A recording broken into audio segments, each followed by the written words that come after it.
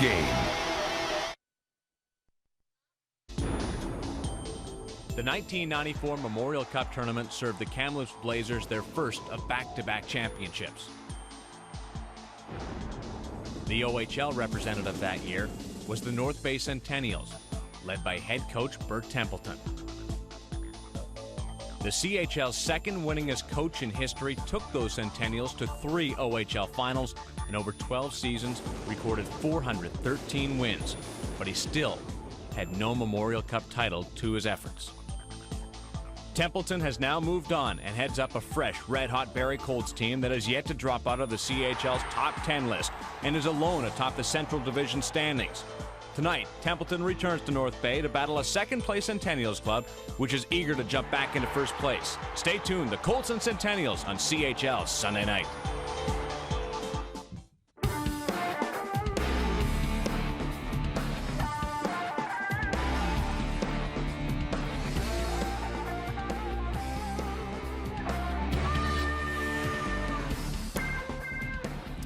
Pleasure to have you aboard at CHL Sunday night as we go coast to coast with the stars of the future. It's junior hockey. I'm Darren Millard along with my good friend Greg Millen. We have a doozy for you tonight. The Barrie Colts up against the North Bay Centennials and Bert Templeton facing his old, long-time team. Well, what a career that Bert Templeton has had in this league. It's really magnificent, and it's a great story. I mean, I go way back with Bert Templeton. In fact, we used to call him Bramley Bert. You know, I know you won't like that one much, but because of the brawl that he had when he was with the Bramley Blues way back in Junior B hockey. Then he was with the Hamilton Finn Cups to start his career. Talk about a goon squad that he had there. Players like Al Secord, you can go on and on the list, and I won't go that far back.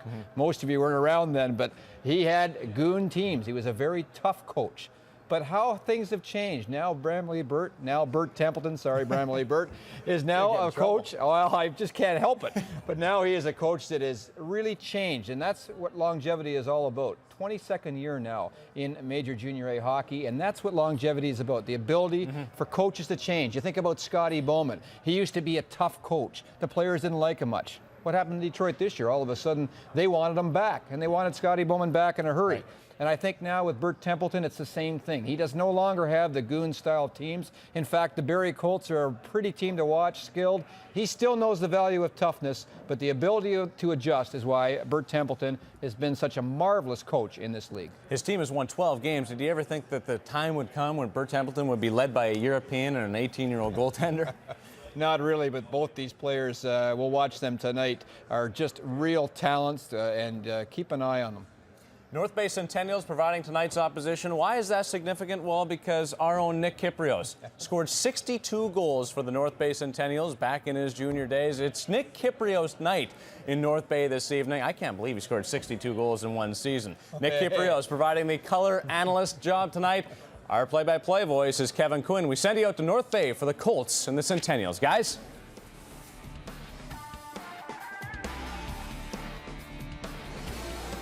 Welcome, everyone, to the Memorial Gardens here in North Bay. I'm Kevin Quinn, and, you know, in baseball, 61 was the magic number this year. Well, here in North Bay, it's 62, because that's how many goals this guy scored in his third year. And, Nick, you're not an ex-Ranger, you're not an ex-Leaf, you're not an ex-Cap, you're an ex-Centennial tonight. How's it feel to come back? Well, Kevin, it feels great. Always nice to come back and see some familiar faces. A place that's very dear to me is North Bay. And we're always faced with key decisions in our life. For me, the key decision was to come up here and pursue my dream of playing in the National Hockey League. Tonight, we're going to see 40 guys trying to chase that same dream. Now, your ex-coach, Bert Templeton, brings the Barrie Colts in here tonight, and the coach hadn't had much success in the Memorial Gardens over the years. No, and we're talking about a team that's had great success in their brief history, but not at the expense of the North Bay Centennials. Earlier, they tied 2-2 with a good, gritty game, and perhaps a psychological edge for these North Bay Centennials. Now, just one win for Bert in the Memorial Gardens. What are the keys for tonight's game to get Bert that second win, or conversely, to keep North Bay's record intact? Well, for Barrie, it's going to be using their depth. They come at you with 4 good lines. They got a lot of speed. It's a balanced attack, a lot like the Detroit Red Wings. They'll come at you at waves. For the North Bay Centennials, their key is to play a tough, gritty hockey game in your face, slow it down, and perhaps throw the tempo of the Barrie Colts off. And Sean DeGagne, another key for this team. He's a veteran goaltender, and he will have to be sharp tonight. There's no question, anytime you're facing one of the top teams in the OHL, you're going to need great goaltending. And for Sean DeGagne, an experienced veteran, he'll be up to the task tonight. The Barrie Colts are ranked 7th in the country, and they've got some picks that the people out west are interested in. Daniel Tkachuk and Michael Henrik. And key first-round draft choices, respectively, in the National Hockey League. But again, when we talk about the depth, we're talking about guys behind them, and we're talking about young kids such as Daryl Bootland and Dennis Schwitzky contributing that much more. It's going to be a great game. The Barrie Colts taking on the North Bay Centennials here in the house that Kip built. We'll be back right after this.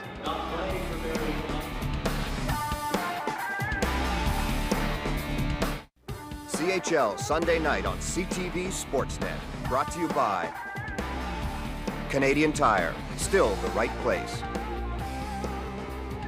By Chrysler, a proud sponsor of Major Junior Hockey.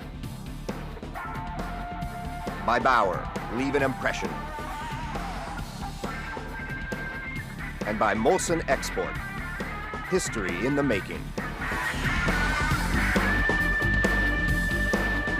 Welcome back, everyone, to Memorial Gardens here in North Bay, Ontario, on a night very special to the heart of my partner, Nick Kypreos. And let's get you to the nets, brought to you by Heaton, custom-made goalie equipment for goalies like Martin Brodeur and Ole Kolzig. And we'll start in the visitors. That is Brian Finley, a young man who won 23 games last year as a rookie and might have been Rookie of the Year if it hadn't been for a young man by the name of David Legwand playing for Plymouth. At the other end, we've got the veteran, Sean DeGagne, who has been splitting the duties with Alex Old. But as the coach told us, Mike Kelly, in the big games, it's DeGagne who gets the start, and he is 500 across the board. Let's take a look at the guys who will be manning the game tonight. There's your official, Bill Prisniak. And Kip, you remember this guy. Bill's a wily OHL veteran, and I certainly do. And there's been many nights he wasn't too kind to me. We'll get into that a little bit later. The Barrie Colts, #1 team in the Central Division of the Ontario Hockey League.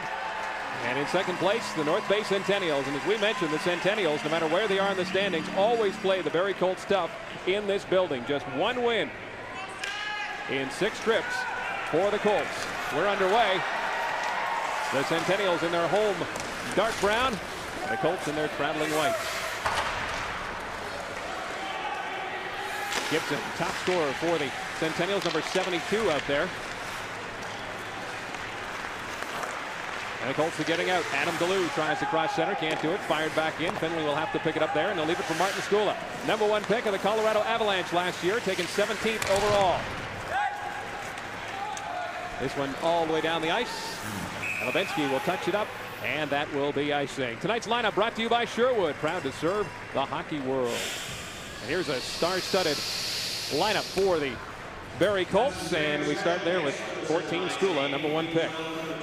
We talk about the depth of Barrie Colts, and of course led by their captain Daniel Tkachuk, first-round draft choice of the Calgary Flames. Very mature guy and definitely their go-to guy. But we talk about depth, an ability to roll 4 lines. This man can certainly do that, and it's going to come in awfully nice for him when they start challenging for that OHL championship. And the third game of a 4-game road trip, and perfect so far, coming off a win in Plymouth, or in Erie, Pennsylvania, on Friday night. Looking for only their 2nd win here, though. And that win came last March, last game of the season, and it was a 3-2 overtime win. Here is Tim Verbeek with a shot. Out there with Michael Henrik. Christian with a chance, and DeGagne stands his ground right out in front. Kicking at it, and finally DeGagne gets to it. Let's take a look at the lineup that will face Bert Templeton and the Barrie Colts tonight. And this is a lineup of guys that are playing .500 hockey right now, and led by their captain, Greg Lubensky. There we take a look at their forwards. You see the line of Gibson, Sorello, and Neal, and talk to Coach Mike Kelly, and they're a line that he's going to count on heavily. And some of the younger players these are definitely their go-to guys. And there's a look at the first-year coach, Mike Kelly, who has some university hockey experience. Very successful coach in New Brunswick. Coached for a time in Windsor.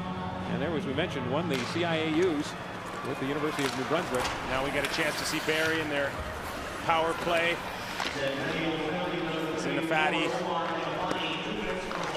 Took a holding penalty in front of the net.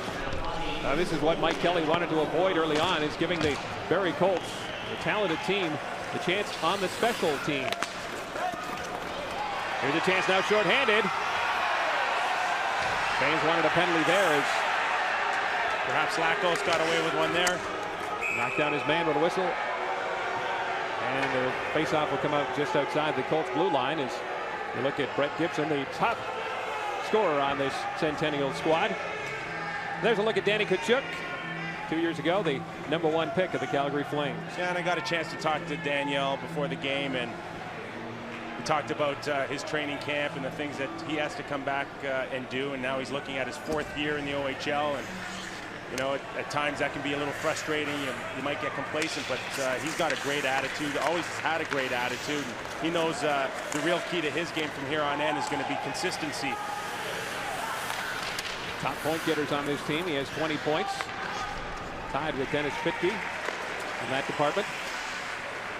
1 minute and 10 seconds to go in the power play. Of course, Bert Templeton would like those statistics to go up. Tied for 11th in the league overall with the man advantage. 1 minute per File with a shot.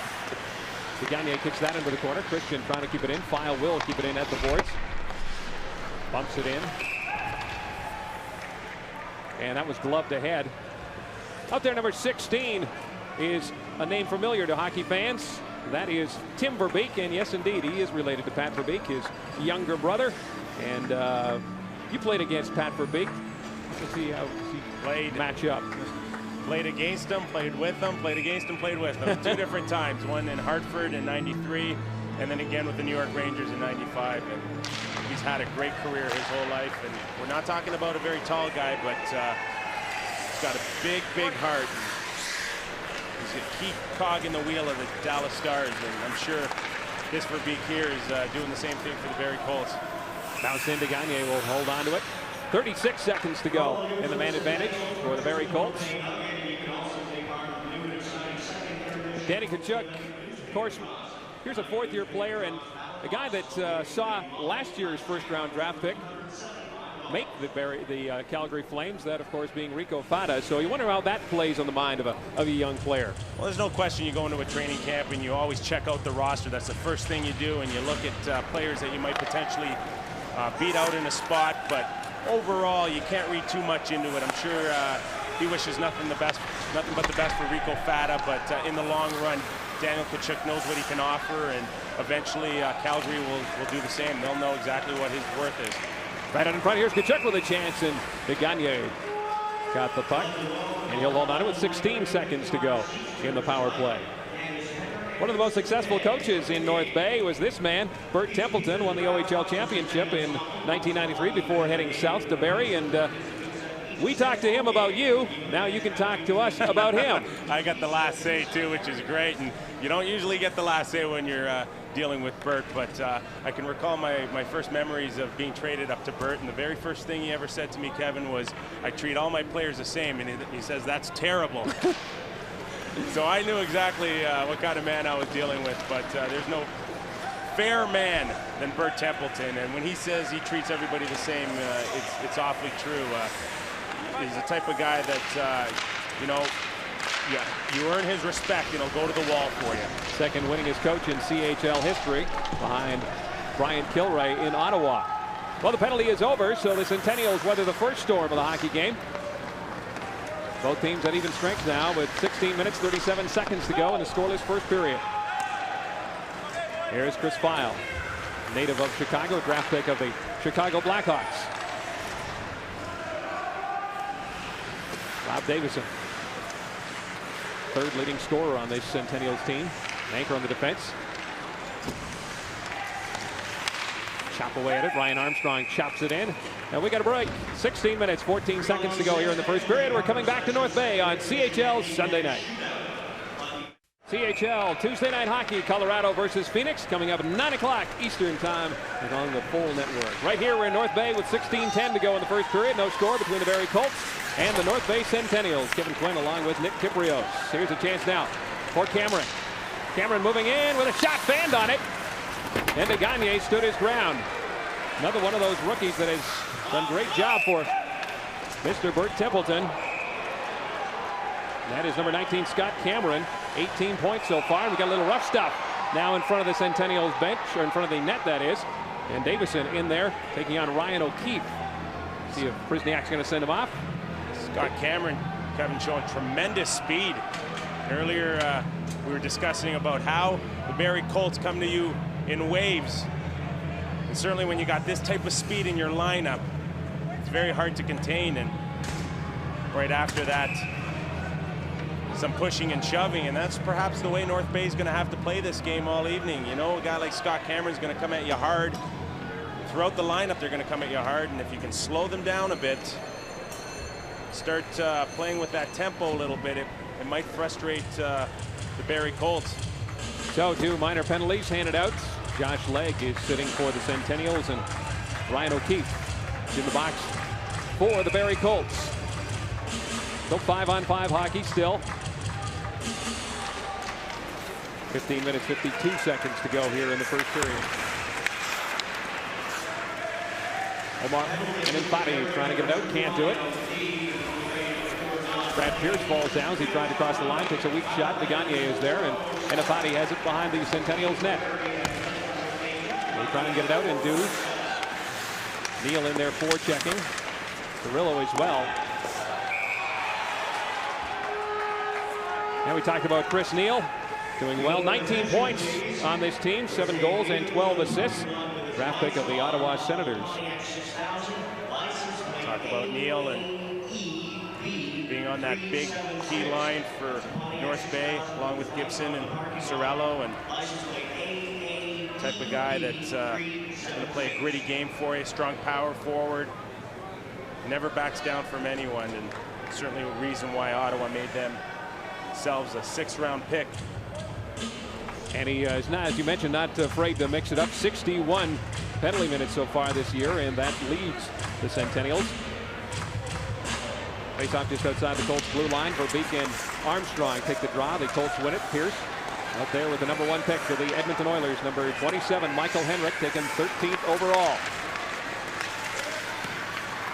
Here is Henrik. And another penalty coming up. Slashing penalty going to the Barrie Colts. And it will be Tim Verbeek who will sit. So let's get a chance now to take a look at the Centennials power play. Their first opportunity with the man advantage. And Verbeek will sit for 2. And this is what the coach Mike Kelly talked about. That is getting out, staying in their face, and maybe capitalizing on some early opportunities and changing the game plan of this speedy Barrie Colts. And one way to do it is to have them shorthanded. We're 5 minutes into the game now, and a good start for the North Bay Centennials. Certainly see why Barrie's had trouble coming into this building and getting points out of it. Obviously, we talked about Bert Templeton and the history he's had here and the reputation he brings into this building. And believe me, 20 guys in that black know exactly what they're up against when they look at that opposite bench and see Bert Templeton behind the bench. Funny, I was talking to the coach before the game, and I said, you know, is it tough to come into this building? And he said, well, yeah, in the first little while, but you know, now it's his players don't really care. They don't know about the history, so it doesn't really bother them. It's more the coach. 14:58 to go here in the first period. 1:43 to go in the power play for the Centennials. Here's Cirillo. Still has it. Back up top. Lebensky, the captain. One of the overagers, along with Sean Gagne, bringing that veteran leadership to the Centennials team that is trying to make the playoffs for the first time in 3 years. Fans here, of course, expect winners, and Mike Kelly, though, says he doesn't feel the pressure, but you know they would just love to make the playoffs this year. Really start turning this program around. Maybe just playing 500 hockey will do it. Right now, they are 3 games below that 500 mark. Skula trying to get it out. Ray watching him. Centennials keep it in. On the net, Cirillo's out in front, trying to get it. Banned on it. And Cameron will flip it out and down the ice with 46 seconds to go. And the penalty to Tim Verbeek. Omar and Infati now. Waiting. Chabert back up top. Masita has it. Masita waits. Gives it to Chabert down low. Tough angle. There's a shot. And Finley makes the save. We've got another penalty coming. Let's take a look at the youngster Finley, who is going to be one of the top prospects come this June. Let's take a look. We talked about Nick Kypreos being part of the connection, and look at this current crop of players who have that NHL connection, and guys that have been invited, and there's nothing wrong with being invited to a camp. You never know. You could just hook on. You're talking about first-hand experience. There you go. That, after my first year in the OHL, I got an invitation to Philadelphia Flyers, and there's 11 of us vying for one NHL contract. And Kevin, guess who got it? I wonder. Looking in the program, number 16 in your program, number 1 in your hearts. Fans certainly love this guy here. 15 seconds to go in the power play for the Centennials. Here's a chance now for Isusalo. Moving in. Nice play there by Chris File as he came across and blocked the shot. And that's what you've got to do if you want to win championships. And Chris File, in his second year, getting the job done there. Here's Masita now, showing some speed. Moving in, trying to get around. Pierce does. Masita with a chance, and File does it again as he goes flat out. 2 great plays by File. The penalty is over. The Colts are back at full strength. Here's Adam DeLue. Trying to get around the defenseman Davison. Can't do it. Davison takes him into the boards. Kachuk out there. Centered out in front. And Armstrong, Ryan Armstrong, will pick it up. Kept in by the Colts. Right on net to Gagne with an easy save over to Omar and Infati. Gabriel Spillar takes a hit as he gives it up to Ryan Armstrong. Here's Armstrong trying to get around Skula.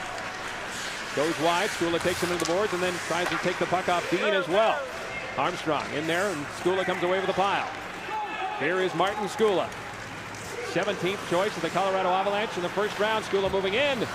Bouncing puck. Levinsky stayed calm. Takes a hit from Kachuk. Back come the Sens. Pilar wasn't ready for that pass as he was ready to get to the bench. That'll chase back the captain, Greg Levinsky.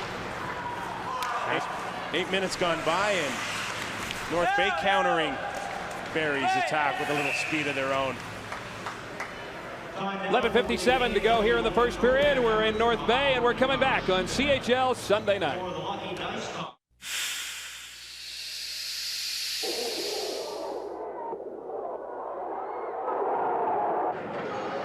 Number 16, who is that guy scoring all the goals? Look at those Cooperalls. Hey, look at that young face.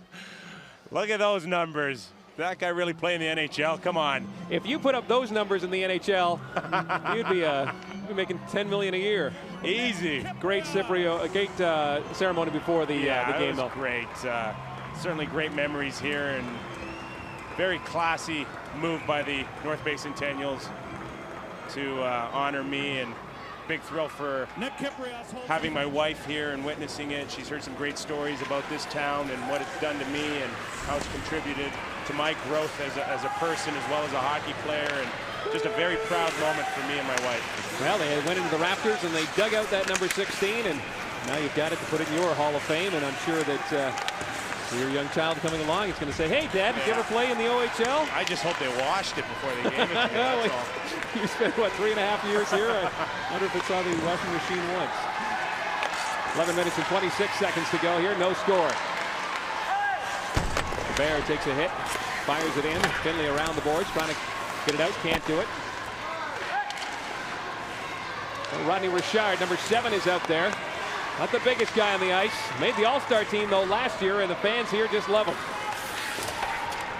The list of him in the program is 5'9", but I think that's stretching it just a little bit. Might be a little generous, but there's no question that he's got a heart of gold out here, and a big spark plug here for the Centennials, and sure to get the fans into a game awfully quick.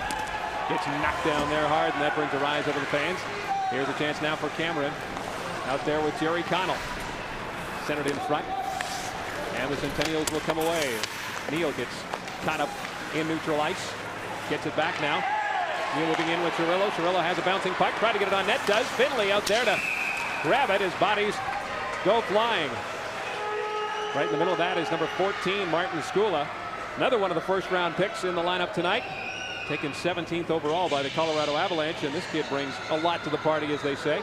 Big boy, too, as well. For a big man, he's got great mobility.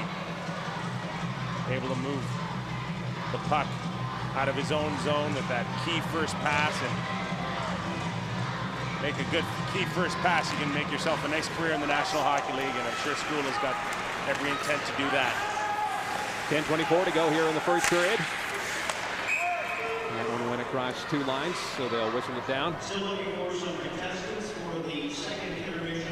Now the Barrie Colts not the only guys with the talented players. Brett Gibson wears number 72, and he is leading his team respectively with 20 points, just like Tkachuk.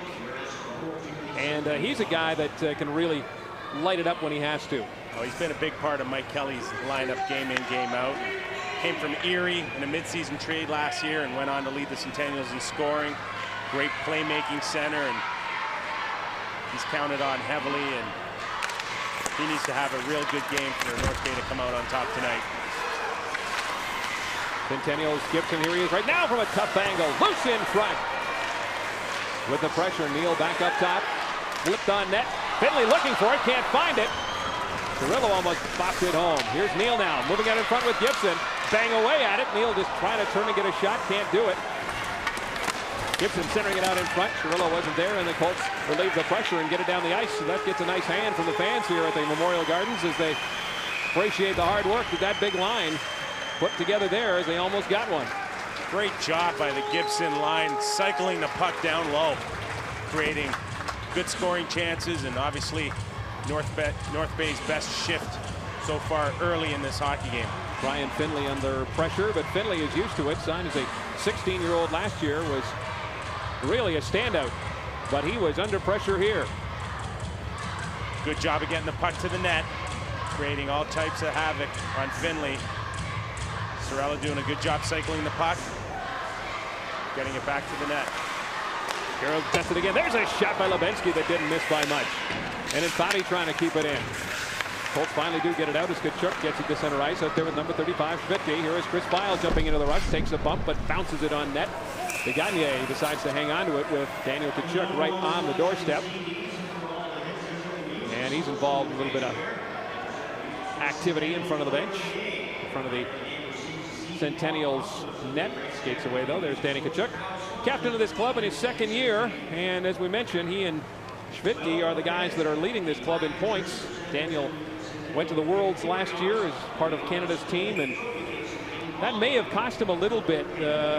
He was a little bit tired in the second half of the season, but that's to be expected when those guys have to travel, and so much expected in such a disappointing World Championship. No question, but I'm sure he's looking forward to Christmas time again and being a big part of redeeming. Here's a chance now for the Sens. Chris Pyle back again as he rode off John Dean. Pyle has been impressive early on with his defense, throwing his body in front of the puck and carrying it as well. And here he's up to Daniel Tkachuk with a head of steam. Here's Tkachuk trying to cut off Lebensky, does. And then Infatti double teamed him. Tkachuk with a burst of speed. They still have it. Tkachuk with a bouncing puck. And Infatti trying to get it out, can't do it. Colts trying to move it in, but they lose control. And here's Omar and Infatti. Tkachuk loses the puck, and the Sens will shoot it down the ice. Finley forced to play and leave it there for Martin Skula. Skula starting out. Nice pass to Mike Henrik. Henrik knocked down by Lasita. And Ray will shoot it in. Here's Ryan O'Keefe around the boards to Mike Henrik. Henrik. Pass for Verbeek was behind him. Christian carries on, but it ends up on the stick of Chabert. 8 minutes and 18 seconds to go here in the first period. Here's Verbeek to Michael Henrik, one-on-one now. Henrik with a nice move. Henrik, backhand shot, and Gagne makes the save. Nice play by Michael Henrik, first-round pick of the Edmonton Oilers. CHL Sunday night from North Bay. There's a look at Michael Henrik, and here's what he did earlier on. Look at the move he makes here around Brett Angel. Certainly, every indication there shows Edmonton did a great job picking 6'3" Thornhill native Michael Henrik there. Terrific move. Here's Mike Christian in front, can't get a shot away. And back come the Centennials. Here is Rodney Richard. Shoots it in. Finley around the boards. Dean trying to keep it in. Cleared out. And here's a chance now for Tim Verbeek. Verbeek going to work on Angel this time. Quick shot, and he didn't miss the target by much. Henrik.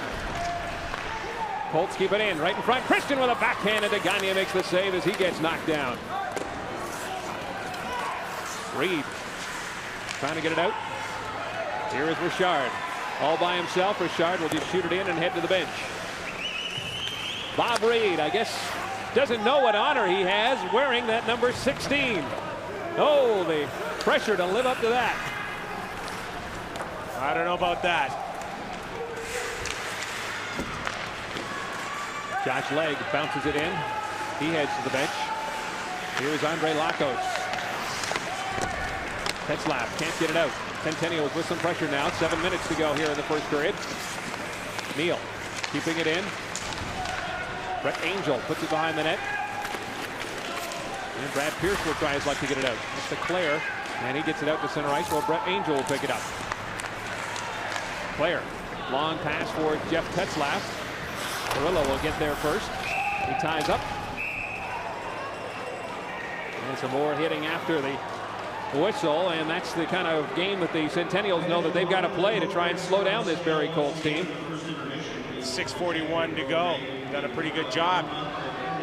And when Barrie has been on, this man here, Sean DeGagne's, answered the test. And as an overage goaltender, that is exactly the types of things that you need to do to contribute to your hockey club. Is certainly your experience is going to help keep yourselves in good hockey games. And the 0-0 score against a top-notch team like Barrie, this man's doing an awfully good job so far.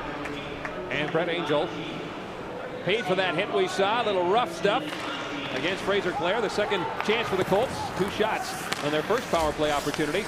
We'll see what they do on their second. Not a good penalty by Angel there with a late hit.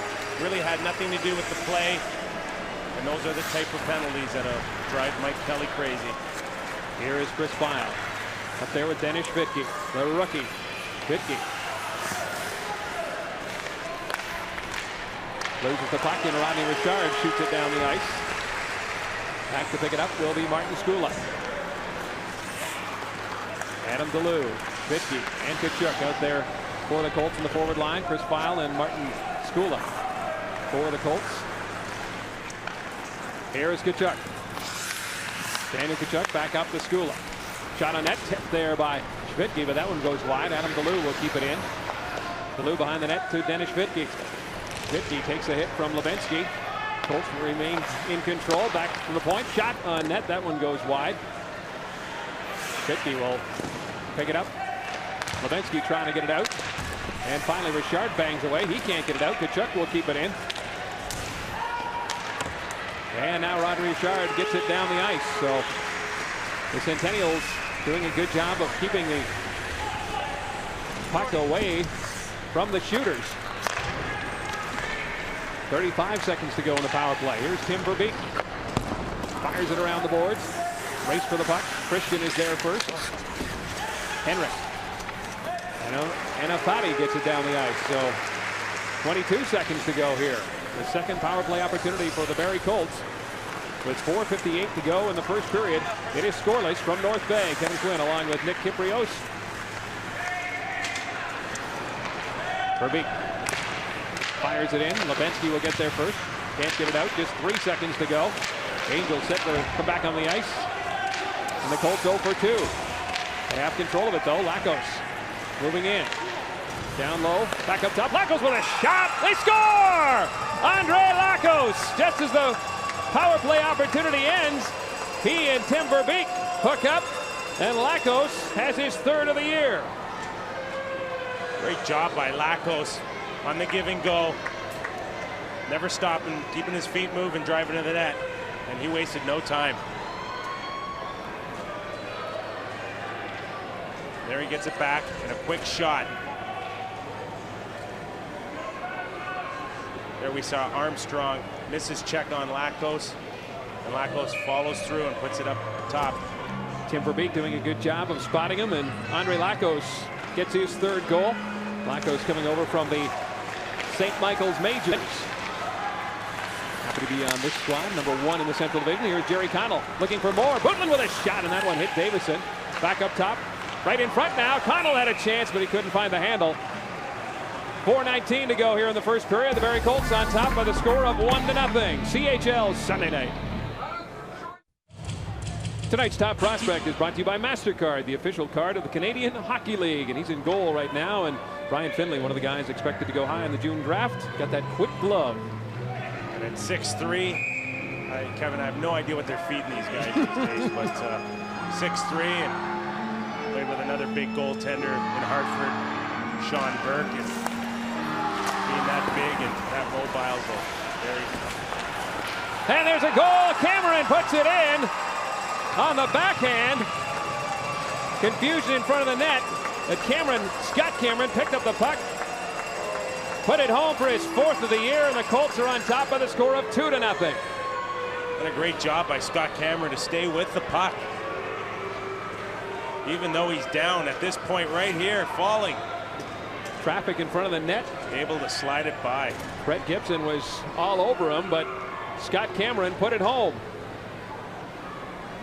5th round pick of the Colts, taken 99th overall, and he has been one of the surprises for Bert Templeton. Not what Mike Kelly wanted here in the first period with just over 4 minutes to go. The visitors from Barrie on top 2-0, uncharacteristic. In this building, the Barrie Colts and the Centennials, usually the game going the Centennials' way.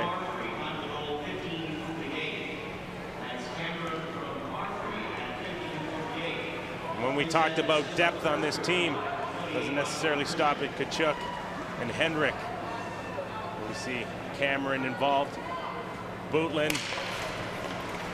Scott Cameron, the nominee for the Rookie of the Month for the Barrie Colts. Right out in front, the Colts are buzzing. Here's Connell with a chance. Loose in front still. Cameron as well banging away, and all sorts of traffic in front of Degagne, and he says, get this thing out of here. Easy Salo does. Here is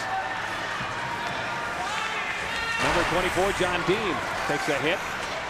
Carries on. Still has the puck. Here is Dean. Moving out in front. Loose in front, and that one is shot down the ice with the Centennials trying to get back in this thing. And North Bay playing a pretty good period up until about 2 minutes ago.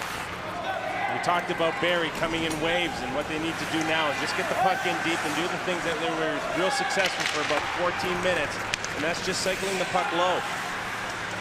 3 minutes and 15 seconds to go here in the first period. Here is Gabriel Spilar. Casino with a shot. Finley the save, and he'll hang on to it. The intermission is coming up in just over 3 minutes. And of course, we'll go around the CHL, find out the latest news and notes in the Canadian Hockey League. We'll get a Sports Central update as well. A busy day always on Sunday in sports. And we'll have our play of the period. We've got Greg Millen and Darren Millard manning the booth. Back at CHL Control, and we'll get an update as well, all the action from the NFL, and of course the Argos and the Alouettes today as well. Good scoring chance opportunity here. Quick shot, and Finley there to answer the bell. Though he's seen only 7 shots. 14 shots for the Colts, so it's 2-1. In that man's eyes. From the face-off into the Colts zone. Centennials trying to get on the board here with just under 3 minutes to go in the first period. Fraser Clare. Fraser Clare, number 6 for the Barrie Colts. Boy, one of those guys that is a great story, Nick. This guy, Fraser Clare, taken in the 15th round. He was the 309th player chosen in the midget draft, and here he is making the club. Usually you get with that down there, you're not going to play for the big club. Well, this certainly doesn't surprise me because Bert Templeton has a history of doing this time and time again. He'll go into the late rounds and he'll find someone that can come in and contribute. When I played here, there were times when Bert would disappear for a week or 2 weeks just to do his draft, and it's no coincidence that this man is successful year in, year out, and he's got the record that he has. And guys like him and Brian Kilray in Ottawa are exceptional when it comes to drafting. And although it seems a bit of a surprise, people that know Bert Templeton and the way he can draft and know hockey players, it certainly isn't a surprise. Well, in the first year of the Colts operation, they drafted a young player by the name of Mike White. He was 310th taken, and he made the club. So we certainly find those diamonds in the rough. Also to go along with the star players. Here is Fraser Clare working on Eninfati, and Eninfati takes him down. Just over 2 minutes to go here in the first period. 2-0 the score in favor of the visitors from Barrie. Brad Pearce being watched by Neal behind the net. Daniel Tkachuk will pick it up there. Tkachuk to Pierce. Trying to get it up to Schwitke. Doesn't happen. Here is Chris Pyle. Pyle takes a bump from Dean. Armstrong will try and keep it in. That one offside and right in front of the Barrie Colts bench. Dean going at it. Now everybody's over there. Well, Armstrong took a pretty good licking there, and Dean didn't like that at all, and he's in there. And certainly Dean doing what's usually expected in a situation like that, and that's standing up for your teammate.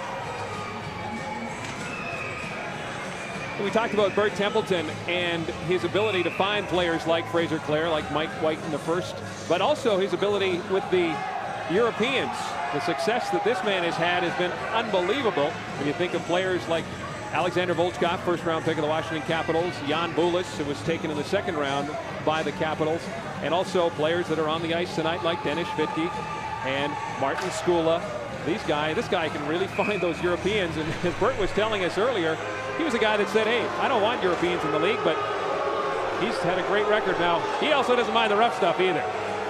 Certainly not. You talk about the import draft, and that certainly wasn't an option when I played 15 years ago, but now that the doors are open and competition's as tough as it's ever been, Bert's certainly a smart enough man to take advantage of it, and he certainly can find great players no matter where they play.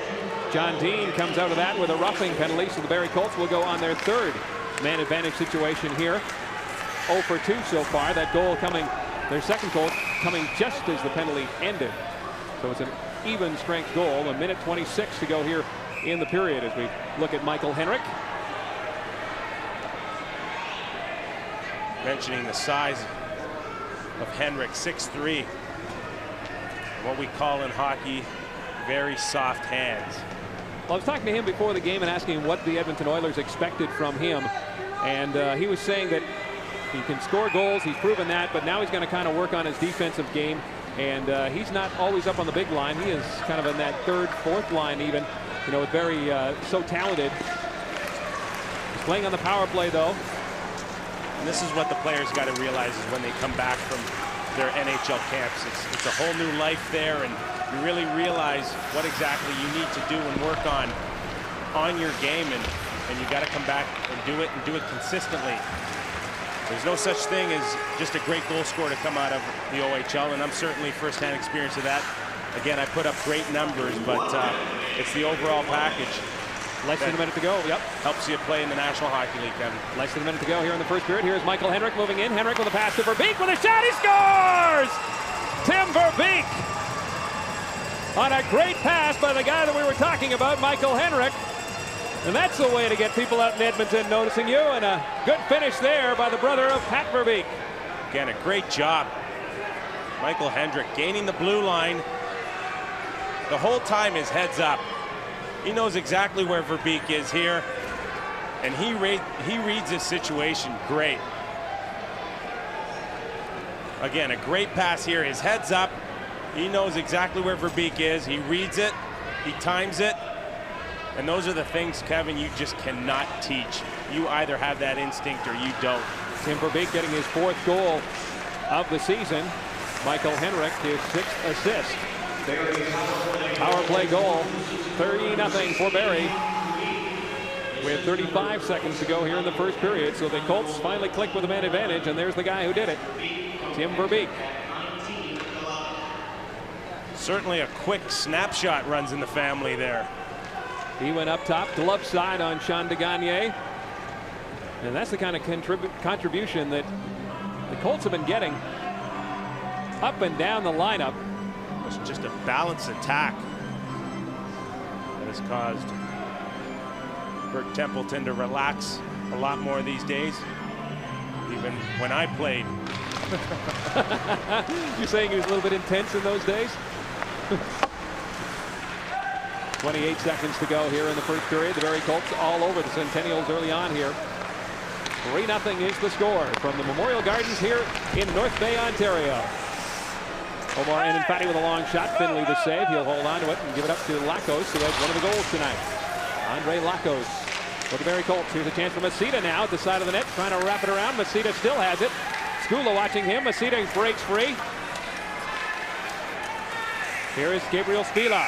And they run out of time, so the Centennials are going to have to go to the dressing room and figure out what they'll have to do to get back into this hockey game. Outshot 15-7 in this first period and down 3-0 at the end of one. We're coming back to North Bay. It's CHL Sunday night. Stay with us. You want something to drink? Around the CHL. Brought to you by Bauer. Get you back to North Bay for the second period in just a moment. First, around the CHL with Darren Millard and Greg Millen, beginning with the top performers from the Canadian Hockey League. Greg, those players who went out there, they made a difference for us this week. Yeah, and apparently you have to be a sniper if you're going to be included in this group. Kyle Calder, 11 points. Glenn Crawford, 7. And for the second time this week, QMJHL Player of the Week honors going to James Desmarais, 6 goals, 4 assists in 4 games. In Erie, the OHL's Otters and their #1 goaltender, Patrick Davigi, have parted company. The Oilers' second-round pick from the '97 draft has been sent home, despite appearing in 11 of the club's first 13 games. Now, Erie head coach Paul Theriault said, "This is a marriage that just isn't working. Patrick is a very talented goaltender. I hope this decision is mutually beneficial." The Otters are working on a trade for Davigi right now, who is 6-5 with an average of 4.58. Well, junior hockey is waiting for the Ontario Hockey League to decide the future of Windsor Spitfire forward Jeff Kugel. The 18-year-old has appealed the OHL's lifetime suspension. The 6'7", 225-pound forward has come under fire for his actions in which he left the bench to become involved in a line brawl against Owen Sound, blindsiding one player before chasing another down the ice. Now, along with permanent banishment from the OHL, Kugel faces a 25-game penalty from the CHL, which could leave the door open for him to suit up in either the Quebec or the Western Leagues. Now, earlier on the Hockey News, we spoke with WHL Commissioner Dev DeLay. He implied that any lifetime suspension from the OHL would be enforced with the Western League. And Greg Millen, you're one that really supports David Branch's suspension here. Absolutely. I can't believe that this kid did what he did. It was absolutely inexcusable. In fact, if you want to, do those kind of things, you end up in jail if you're on the street, #1, or you're a boxer and you get in a boxing ring. That was just inexcusable, and I completely commend what David Branch did in this decision, and I hope the rest of the leagues across Canada do exactly the same. This player has no business playing in our sport. He is not a hockey player the way he acts, or the way he did act in this particular incident. I know his actions were outlandish, but he really only threw 1.5 punches. Is a lifetime ban too much for this guy? No, not as far as I'm concerned. We have too many kids watching him. Junior A hockey is a role model for so many young children across Canada in so many small centers. We cannot have it. I have a 5-year-old son. Would I want him watching this in a game? Absolutely not. There's no excuse for it. People have to be responsible for their own actions. This young man was not responsible for these actions. Gone, baby. No question about it. Is it fair that the OHL tells teams who they can have on their roster or not? I think that basically in this particular decision, they have the option to bring in a player at first, but if the player doesn't act accordingly and doesn't go by the rules and makes a fool of himself, then they have to suffer the consequences. And as far as I'm concerned, that's exactly what has happened to the Windsor Spitfires. They did not have their bench under control in this situation, and it's a great ruling by David Branch, and again, I think we need more like this. Right now, Jeff Kugel is awaiting word on when that appeal will be heard. CFL Eastern semifinals, CFL Western semifinals staged today. Darren Dreger with a Sports Central update right after this. Then it's back to North Bay. Around the CHL has been brought to you by Bauer. Leave an impression.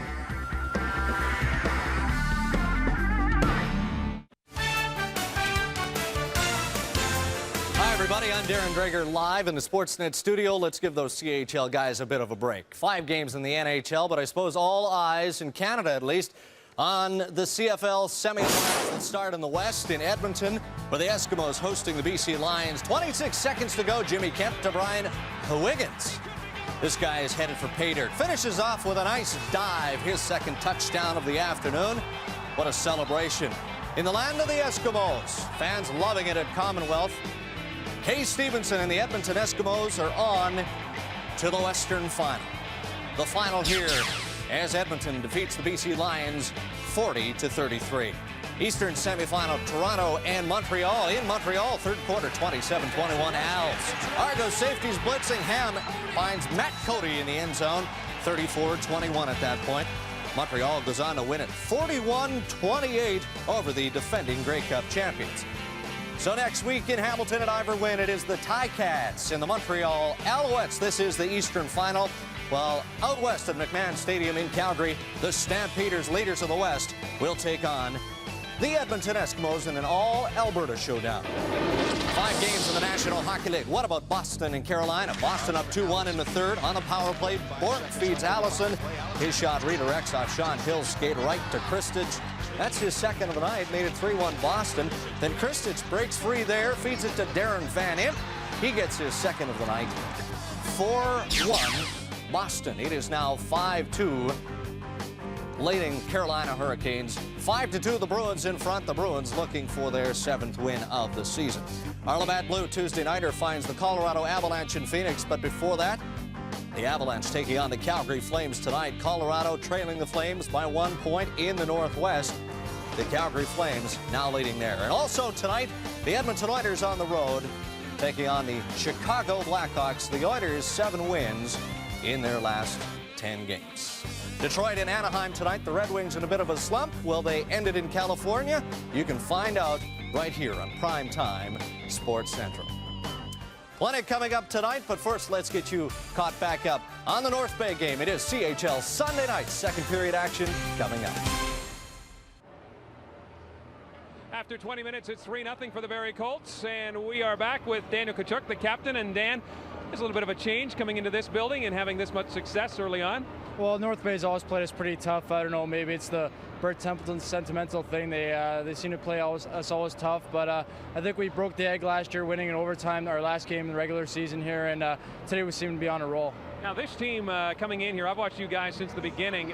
This club looks a lot faster. You guys got a high skill level. Well, the thing is, we got 4 lines that can go out there and skate with the best lines of any team in the league. And I think when you do that, especially on the road, you roll 4 lines. Other teams are scrambling just to try to match 1 or 2 lines, and they can't stop everybody. And I think that's what we're doing really well this year. Is if one line's not going well, the other 3 lines are picking it up. Now you're a draft pick of the Calgary Flames. What have the Flames told you that work on that game to get you up to the bigs? Well, I think they want to see me play a more physical game. They want to see me battle in the corners in front of the net and not be pushed around so much. And I think that, you know, when I get the puck, make sure I have more control of it and be a little more aggressive out there, have a higher intensity level, and compete all over the ice. And I think if I do those things well, I think that they'll be pretty happy. And congratulations. Good luck in the second period and the rest of the season. Thanks a lot. Everybody lining up to get autographs from Nick Kypreos. Oh no, they're getting some concession food. First, there Kevin. You go. Let's take a look at the first period stats brought to you by Coho, makers of the 2280 skate, designed with Coho's unique ankle fit system, and it was all Tkachuk's Colts in that first period. Well, we talked about the depth of the Barrie Colts coming at you, and for about 3/4 of the period, I thought North Bay did a good job, and then all of a sudden they ran into discipline problems, took a couple of necessary penalties, and they certainly made them pay. Now the Centennials also showing a little bit of speed here. Now the second period, what have they got to do?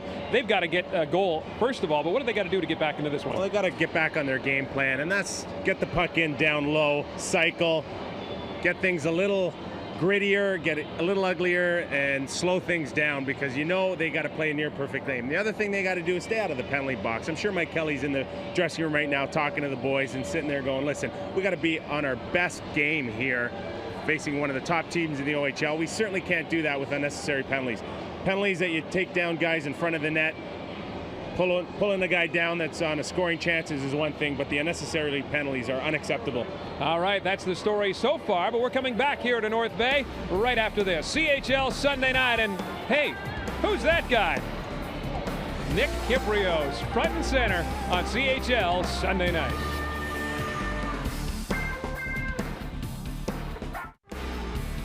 Play of the first period brought to you by AutoPro Mechanical and Collision, the largest network of automotive professionals. On the power play, the Barrie Colts.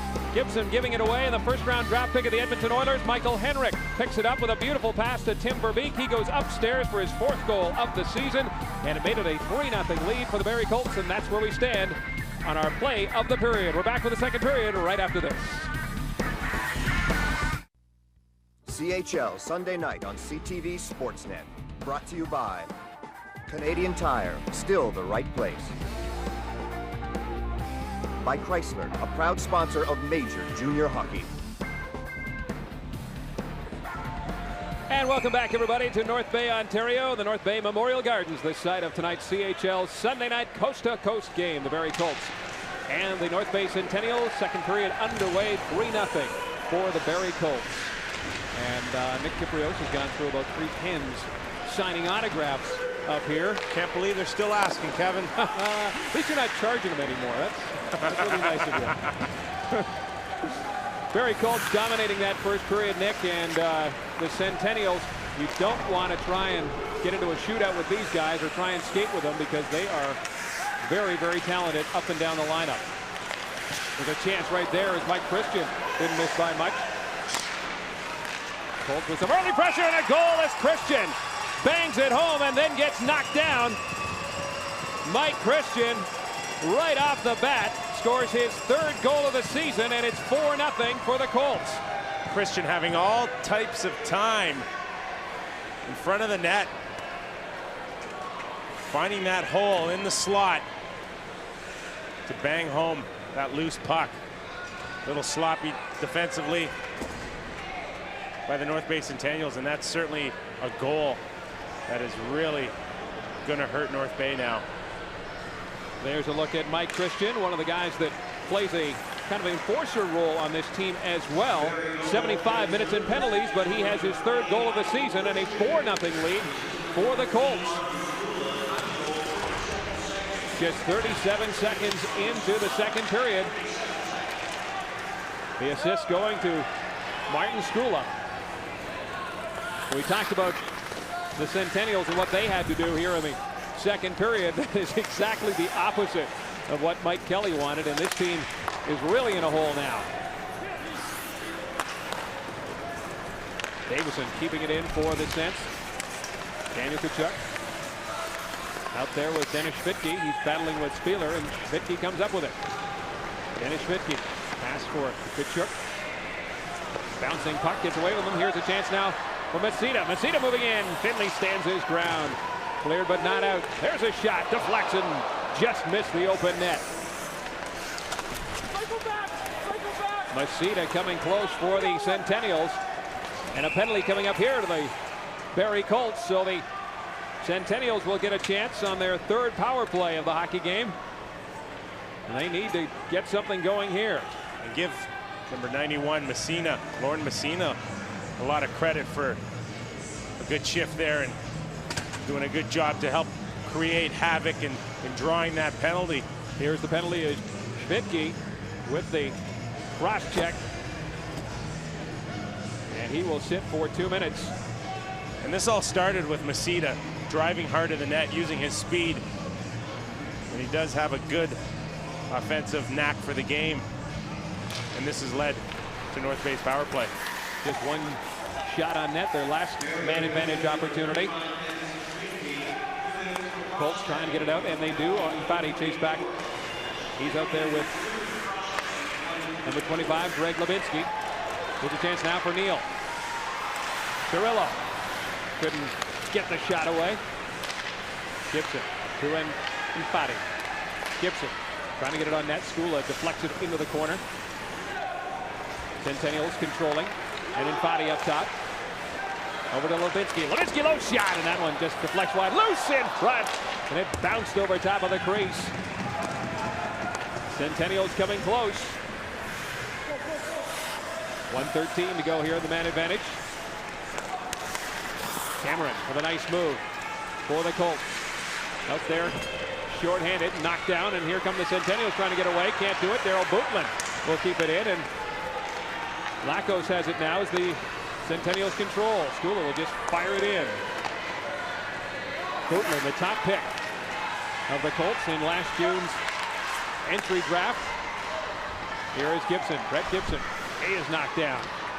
Bootlin picks it up, and calmly sends it down the ice with just 40 seconds to go in the man advantage. Good job by Cameron and Bootlin on this PK, and it's not even so much you got to worry about getting your scoring chances, but you don't want to give up a short-handed goal. Obviously Cameron and Bootlin, good offensive skills as well. Cirillo out there with Davison. Davison long shot. Hit Ray before it could get to the net. Davison will have another chance. Cirillo has it now. Fired on net, wrist shot, and that one missed the target. 7 seconds to go in the power play. Hey, Fitke now steps back on the ice. Here is Daryl Bootland. Takes a bump. Bootland still down, getting up slowly for the Colts, and he'll head off. Nope, when the puck's there, he gets knocked down. Here comes a tripping penalty to the Centennials. When we come back, the Barrie Colts will have the man advantage. So Prisniak, back-to-back penalties, and here's a chance now for the Colts. They scored on their last power play opportunity. A tripping penalty to number 91, Lauren Masita. He takes down Daryl Bootland. And it seems that the North Bay Centennials seem to be running into a lot of problems when they're coughing the puck up the middle. And I know when I've played against teams that have skated exceptionally well, you want to keep things along the boards and keep away the good speed of top teams up the middle, and those turnovers will kill you. And obviously Masita needed to pull down Barrie Colt in order to keep from another high turnover, especially up the middle. So the Barrie Colts had 2 shots in their last power play, and one of them was a goal by Tim Verbeek. This is their 4th man advantage situation. 1 for 3 on the evening, and a 4-0 lead here in the second period. Here's a chance shorthanded now. Ryan Armstrong controlling for the Cents, sends it around the boards. Pick it up is Michael Henrik. Here comes number 27, Mike Henrik. Nice assist, nice move around Armstrong there. Henrik still has it, trying to get around the Infante, centers it out in front. Kept in by Skula. To Michael Henrik. Here is Henrik, lashing. Shot that didn't miss by much as he winds and fires. Boy, is something with the puck. So you got some sort of super glue on that thing? Looks like it was on a string. 1 minute to go in the power play for the Colts. Here's Michael Christian. He has a goal. Chris File round behind the net. Henrik will pick it up there. Here is Henrik. File with one time. Deflected by Tkachuk. A great chance. Another chance, and Gagne with 2 big saves on Daniel Tkachuk. Skula has it now to Gagne. What a great job he did on the captain of the Colts, Daniel Tkachuk. Gagne just robbed Tkachuk in front. Deflection off the post. Tkachuk following up his rebound, and Gagne answering the bell there. Here is Fitke now. Into the corner. 19 seconds to go on the man advantage. Adam DeLue will keep it in. Chris File has it. Back up top to Daniel Tkachuk. Pierce finds, fires, saved by Gagne. Behind the net it goes. Wraparound attempt by DeLue. And Gagne holds on with 6 seconds to go on the man advantage. Sean Gagne, the 4th-year player, denies this man twice, Danny Tkachuk. And there's that veteran experience we talked about with Gagne, and Mike Kelly likes him in big games, and he came up big there against the #1 pick of the Calgary Flames in '97. Great job by Barrie Colts here controlling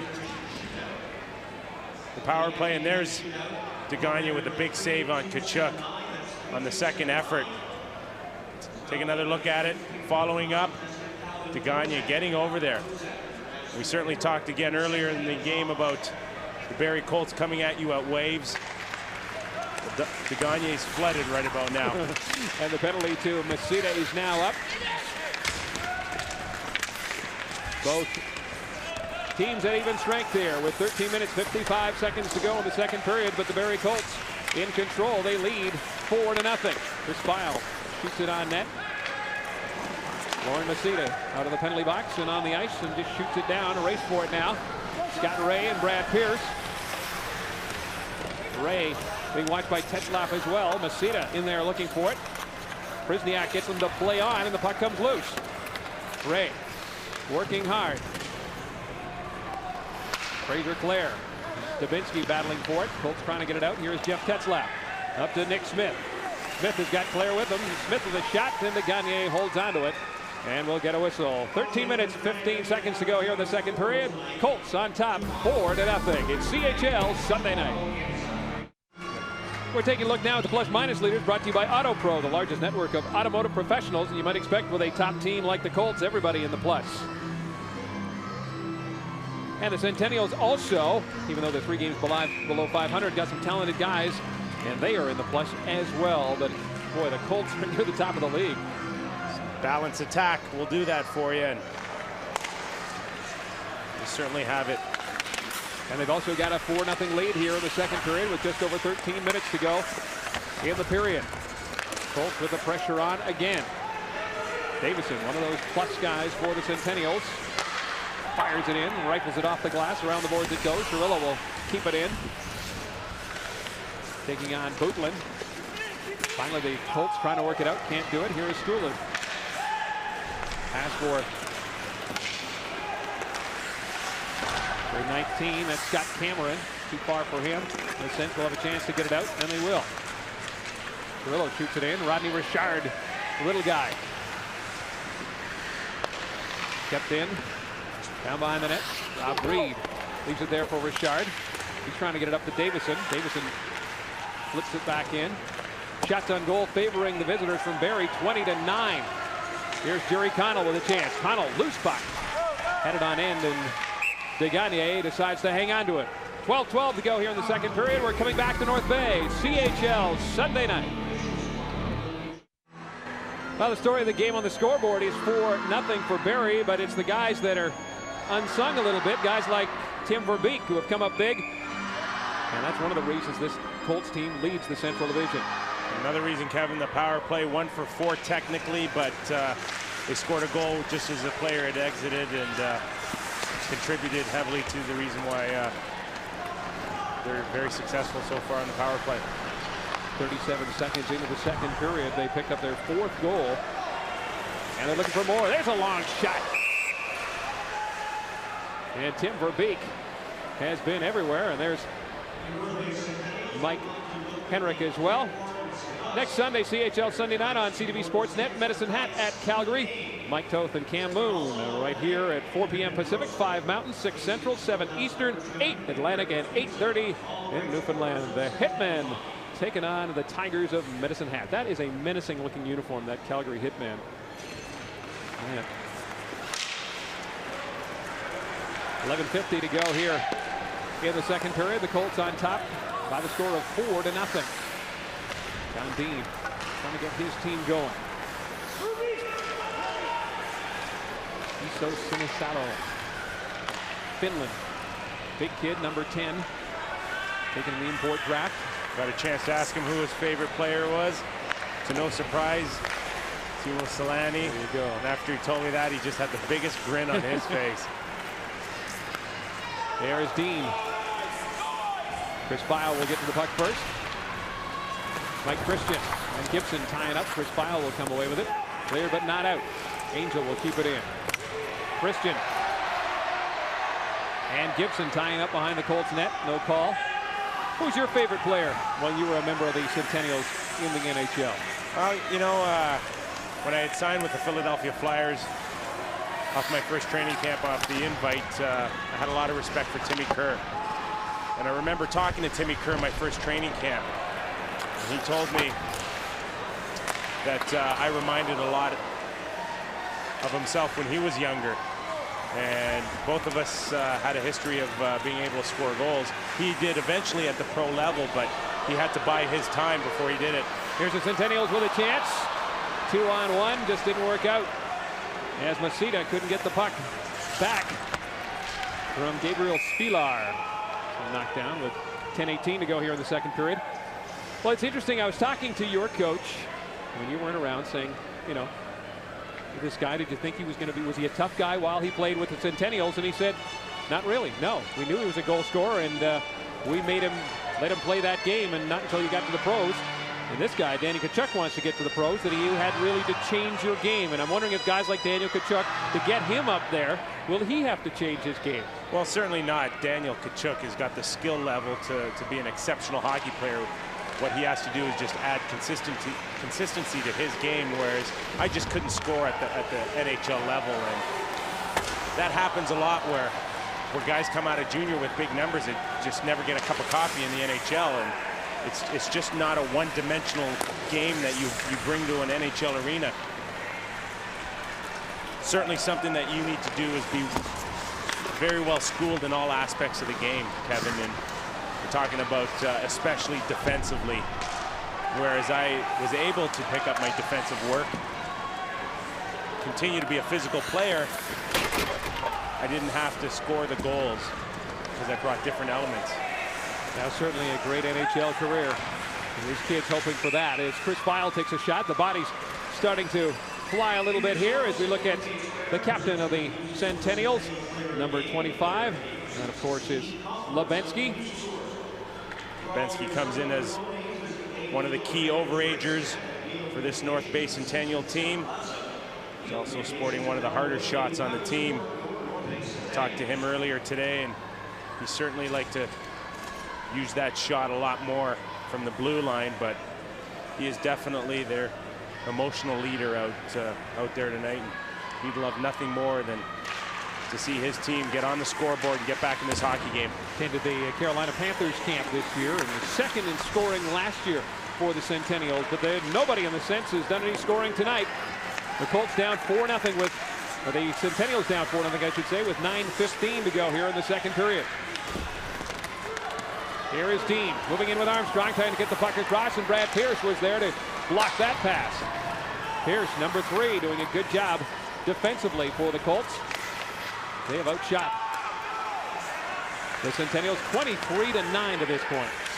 Seems like every opportunity the North Bay Centennials have been stopped by great defensive plays of these Barrie Colts. We saw Chris File earlier in the game go down twice and block the key pass. And there we saw Brad Pierce do the same thing. 8:42 to go here in the second period. The Colts all over the Cents, 4-0. Crowd wants to see a little more goals on Sunday night. Well, here's the class of the Barrie Colts. First round pick 2 years ago, 6th overall, Daniel Kachuk. Here's Michael Henrik. The Oiler fans hoping to see him in a uniform pretty soon, 13th overall. And they got another guy in that top elite group. The Avalanche's 17th overall pick in the first round, Martin Skula.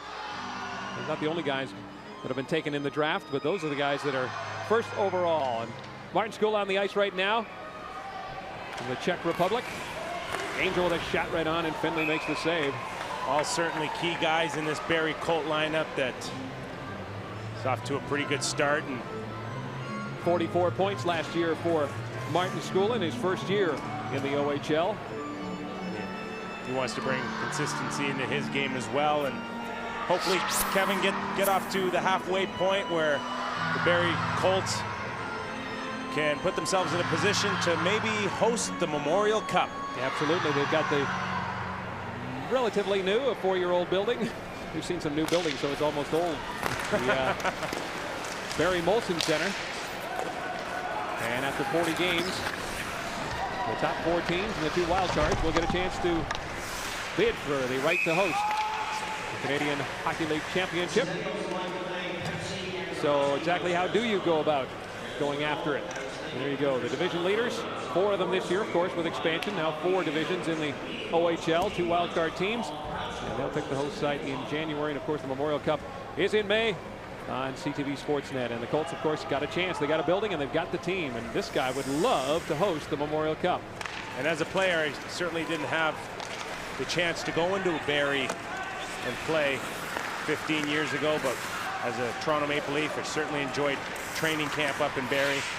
And I certainly know firsthand that Barrie would do a wonderful job if, in fact, they do get the Memorial Cup. By contrast, of course, the Memorial Gardens here in North Bay, built in 1955.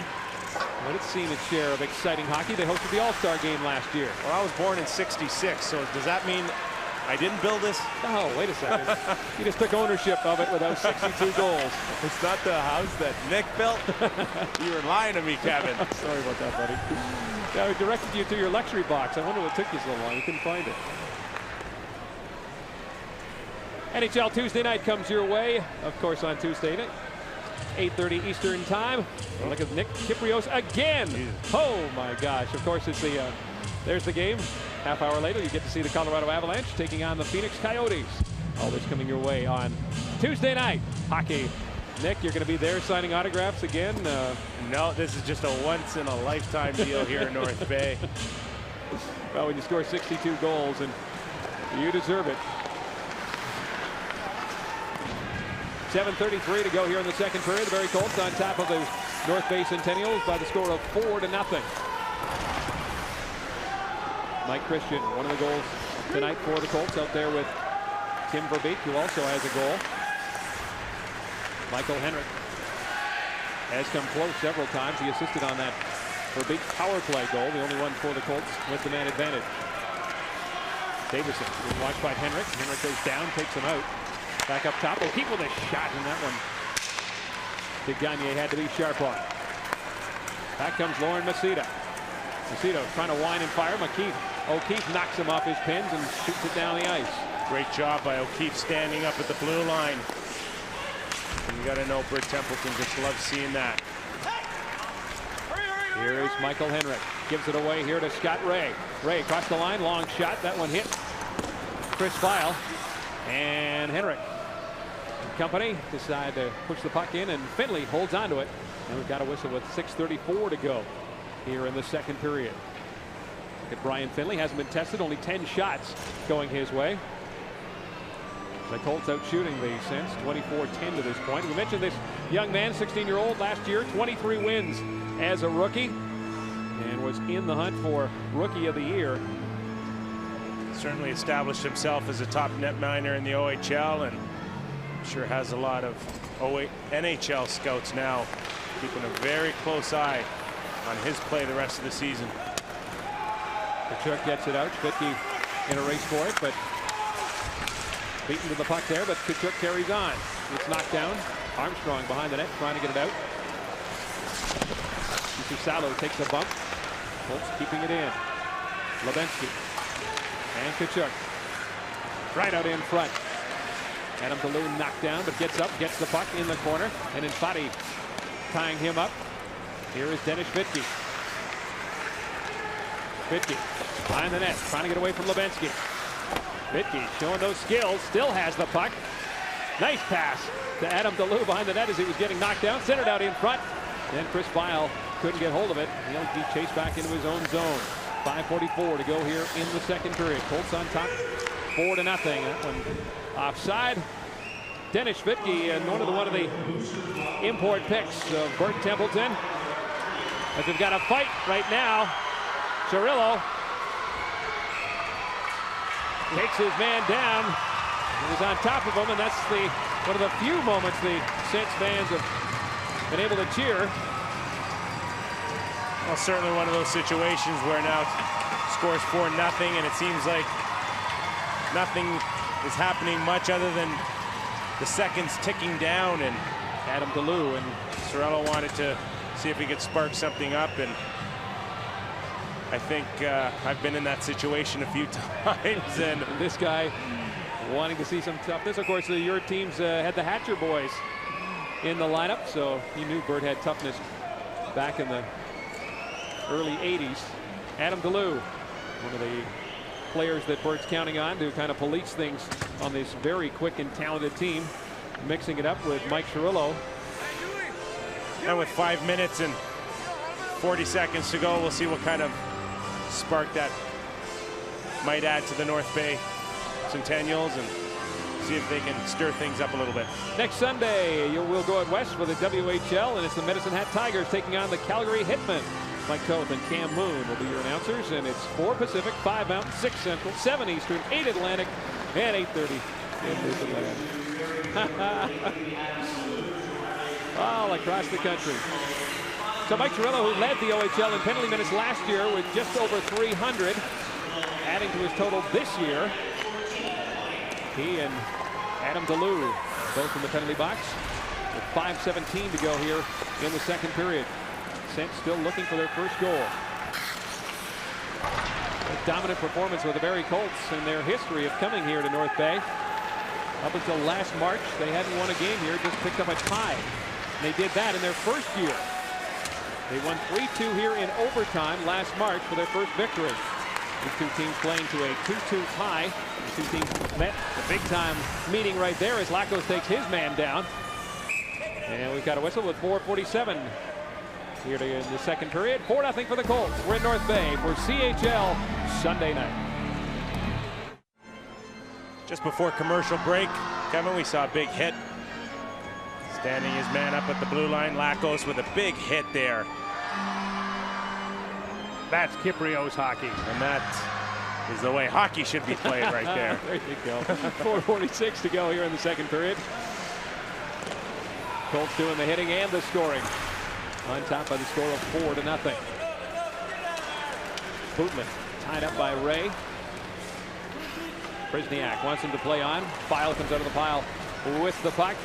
Rodney Richard trying his best to get his team on the board, but the Colts have been dominant in all phases of the hockey game, out shooting the Saints 24-10 so far. Here's a chance now. Those Masita moves in. Lauren Masita's got Ray. Masita hang on to it. Shot doesn't get through, and Connell knocks him down. Kept in though. Davison with a nice job.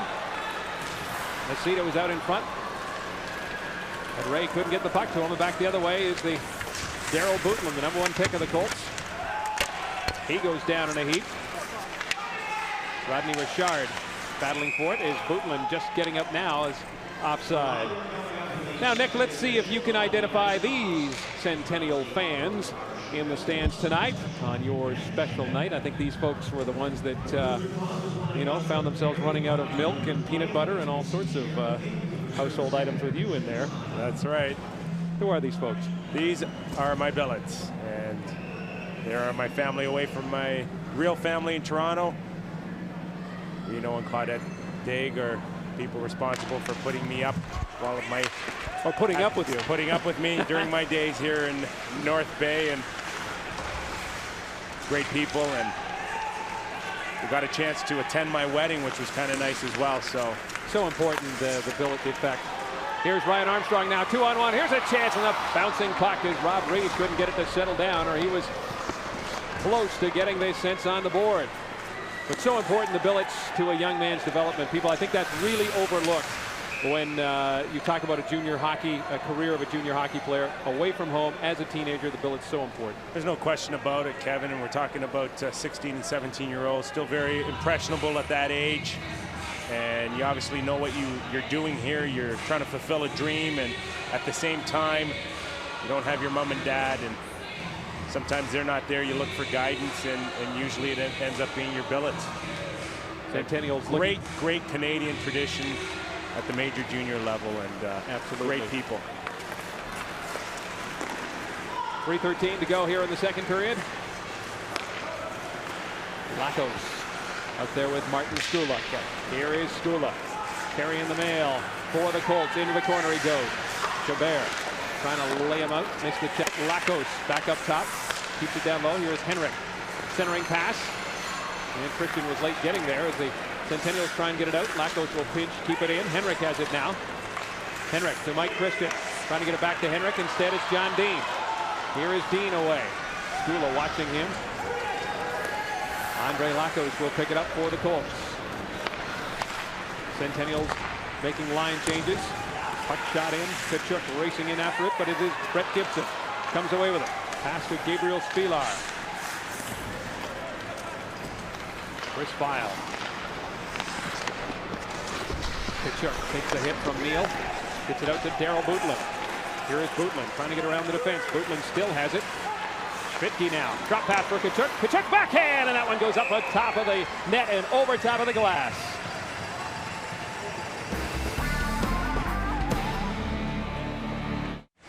Welcome back to the live action here in North Bay. The Centennials being peppered now by the Barrie Colts with 1:50 to go here in the second period. Here's Daryl Bootman. Omar and Infati tying up the two 34s. And we've got action now. It is breaking loose. Big pile. Chris Neal, I think, in the top of things. Daryl Bootman and Omar and Infati also almost ready to go. Danny Kachuk involved in that altercation. He's in the pile. He's just getting up now. Neal. Yeah, we talked about frustrations here, and perhaps again an effort to stir things up again for Coach Kelly's team and see if they can get a goal here with a little under 2 minutes to go, and 4-1 might be a lot better feeling for them if they can squeak one out here, Kevin. Almost 5-0 here for the Barrie Colts, as Daniel Tkachuk, the captain, was looking for his first goal of the night, and he came pretty close again. And this play really started with Bootland gaining the blue line, showing tremendous strength, holding on to the puck here. And then Pierce with a drop pass to Tkachuk, and Daniel Tkachuk's been a little snake bitten here tonight. Had a few good opportunities, and although his team's up 4-0, little frustration on the face of Daniel Tkachuk, but obviously he knows what the end result is as the captain of the Barrie Colts, and that's that 4-0 lead. Well, coming up on Tuesday night, we've got NHL hockey. And our game of the week features the Colorado Avalanche and the Phoenix Coyotes. And of course, it's coming across all those time zones, 7 o'clock, 9 o'clock Eastern. But coming up here on our CHL Sunday night, in 1:45, we're going to, second period intermission, we'll feature the CHL. We'll go around the CHL, get you up on the news and notes, and also get you caught up from Sports Central, an update on a busy day in sports. The Toronto Argonauts having a tough time at the Molson Stadium in Montreal. My double blue, take it on the chin. Yep, afraid so. We'll also have our play of the period. Well, these folks feeling like their team is taking it on the chin right now, being outshot 25-10. These are the two top teams in the Central Division of the Ontario Hockey League. The Barrie Colts, the class of this division so far, with just 4 losses on the season, 25 points. The North Bay Centennials trying to get to that 500 mark, and you and I talked to the coach before the game, Mike Kelly, and really that is one of the focus is he has, is to get these Cents guys thinking 500. Definitely a big goal for Mike Kelly is to try to get to that 500 level, and talking to him earlier tonight, really feels that he can get his team into the playoffs with a 500 record. And certainly a big task ahead for Mike Kelly and these North Bay Centennials the rest of the way. Well, they sorted out the penalty situation, and 2 minutes extra going to Ciprios for the Centennials. So once again, the Barrie Colts, Tkachuk and Ciprios and Neal off, File and Tkachuk off. So we've got 2 minutes for roughing there. So we'll play 4-on-4 with just over a minute to go here in the second period.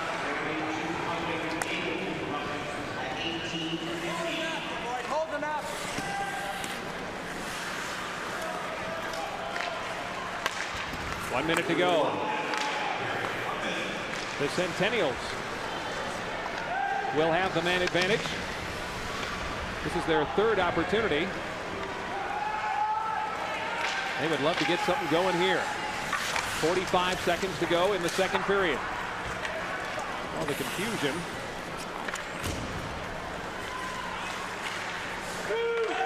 It is the Cents. The chance to get on the board here late in the second. Take something positive into that dressing room after 40 minutes of hockey. So far, they've been frustrated by the Barrie Colts penalty killers, and it's the speed of the Colts killers that have really frustrated the Centennials as they keep coming. And as Coach Kelly said, this team is dangerous. Possibility of shorthanded goal exists every time they take a penalty. There's no question about their penalty killing units. Second overall in the league. And this is the way we're going to go into the third period, Kevin. 15 seconds will be the power play opportunity for the Centennials, but 40 minutes of hockey is in the books. And the Colts and Brian Findlay have the lead 4-0. We're coming back on CHL Sunday night. Around the CHL. Brought to you by Bauer. Darren Millard back in the Sportsnet studios. North Bay might need all 62 of Nick Kypreos' goals if they want to get back into this one. Greg Millen's comments in just a moment. First, some news from around the CHL. As the Ontario Hockey League deals with the Jeff Kugel incident, the Western Hockey League has announced there will be no further disciplinary action against the Medicine Hat Tigers for comments made to Calgary's Brent Dogenhorst. The Western Hockey League Vice President Richard Dirksen said an inappropriate remark was made to Dogenhorst during a game, and when the offending Tiger player attempted to apologize, the teams became embroiled in a brawl. The player has since apologized personally.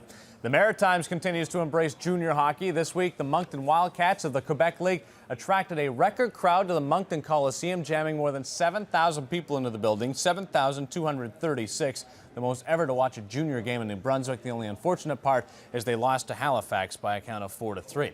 Canadian Hockey League went before a government committee this week, presenting its plan to the Mills Commission on the study of sports in Canada. Among those subjects raised were interlocking schedule, and Greg Millen, bring you in. What do you think about this idea of Quebec League teams playing teams from the Western Hockey League during the season?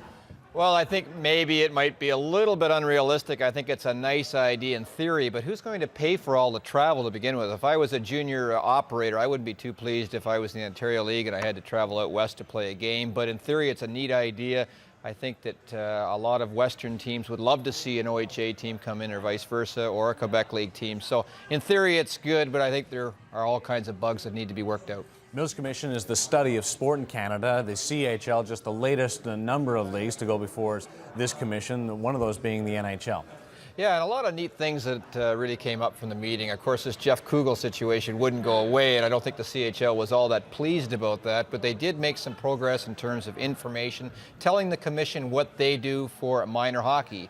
I don't think many people realize that the CHL donate over $1 million a year for minor hockey development, and that's a good thing.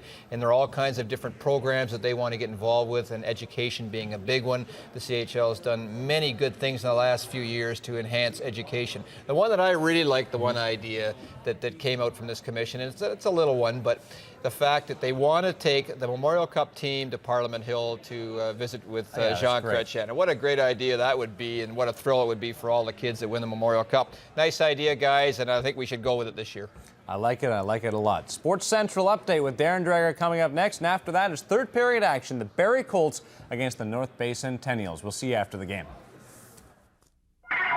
Around the CHL has been brought to you by Bauer. Leave an impression.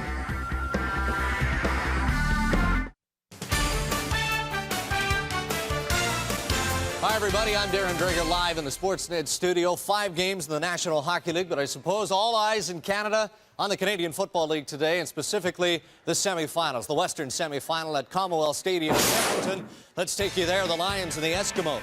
26 seconds remaining in the ball game. Jimmy Kent to Brian Huygens.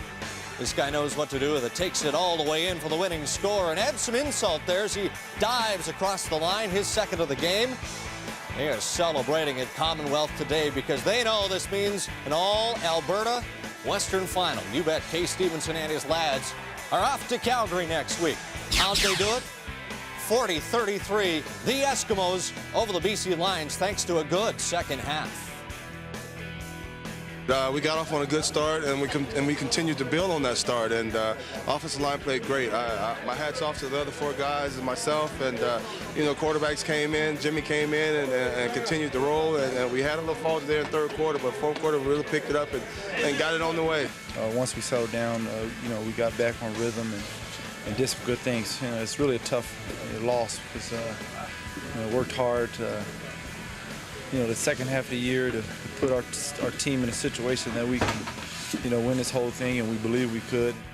Can you golf in Vancouver in November? The Lions will find out. The Western Final features the Edmonton Eskimos taking on the Stampeders next Sunday, November 15th at McMahon in Calgary. Eastern semifinal in Montreal, third quarter, 27-21 Owls. Tracy Ham finds Matt Cody wide open in the end zone for the touchdown, 34-21 at that point. Montreal went on to win this one 41-28 over the defending Grey Cup champions. So we know what that means in terms of the Eastern Final. It will get underway next Sunday at Iverwin Stadium in Hamilton as the East-leading Hamilton Ticats take on the Montreal Alouettes. National Hockey League, Theo Fleury, Jeff Shant scoring for the Flames as they lead the Avalanche 2-1 in the third period. Edmonton Oilers in action. It is scoreless as they take on the Chicago Blackhawks. And in Anaheim, the Detroit Red Wings and the Anaheim Mighty Ducks. The Red Wings hoping to end a skid. It is scoreless at the Duck Pond. Stick around for Primetime Sports Central after CHL Sunday night. Welcome back, everyone. Centennials fans still keeping the faith, even though their team down 4-0. Brett Gibson, you guys frustrated out there tonight so far against this Colts team. Yeah, it's very frustrating. There's nowhere to go out there. Either team doesn't have any set plays going, and with our team, we got to work hard, and that's the way we win games. We got to compete, and we're not competing out here tonight. Now, it's unusual for this Barrie Colts team to have this much success in this building. What's the difference tonight as opposed to other times you played them? I think just what I said, the competing part of it. We're not competing, and Bears taking advantage of it. They got a couple power play goals, I think, and that's really hurt us, and the penalties are hurting us right now. So what else do you have to do other than just go out there and work hard? Is there any sort of strategy, anything you can do? Throw the puck at the net. I don't know how good Brian Finley is right now because we only got 10 shots on him. But we just got to throw one in and get one out, as you said, off someone's leg or something to get us going here. All right, thanks a lot. Good luck in the period, and good luck the rest of the season. Thank you very much. Well, the fans here keeping the faith, as we mentioned off the top, but their team in tough tonight.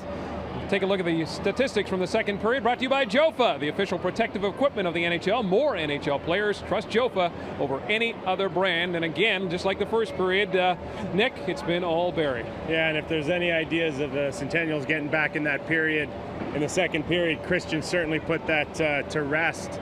Again, we talk about coming at the Centennials hard again that period. We talked to Brett Gibson in the interview. He said how the team's got to compete, and I know Mike Kelly's in that dressing room right now, and the team's young enough where he can tell them, forget about the score, show me you can compete, and show me you can compete in this third period. And I think a lot of ice time will be dictated from here on in on this Centennial bench just by that. Only 10 shots by the Centennials. They've got to do a better job in that department. As for the Barrie Colts, they're doing everything right. 4-0 after 40 minutes of hockey. We'll come back to North Bay right after this. Hey, big fans of Nick Kypreos in the stands.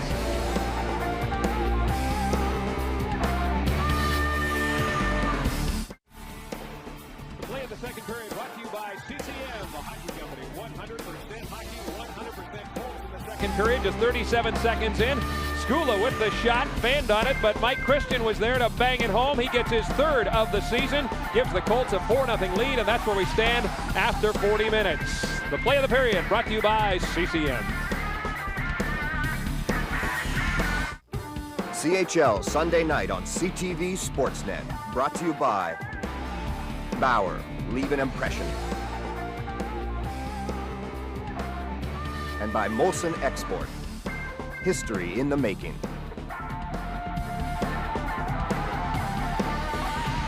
Welcome back, everyone, to North Bay, and a shutout being pitched so far by this man, Brian Finley of the Barrie Colts. His Colts leading the Centennials 4-0. Now, did you just jinx him? You are never supposed to mention a shutout. So I didn't know. It's like a no-hitter. All right, we'll see if that helps. I'm not on the bench. We can talk about it. Barrie Colts, one of the most successful expansion teams in junior hockey. There's their winning percentage, second overall, the first team ever in the OHL to make the playoffs in their first year of operation. They took the Kitchener Rangers to 7 games in that first year, hoping to go beyond the first round this year, and they're the leaders in the Central Division so far and one of the top teams. Nick, Mike Kelly doesn't want to see that stat.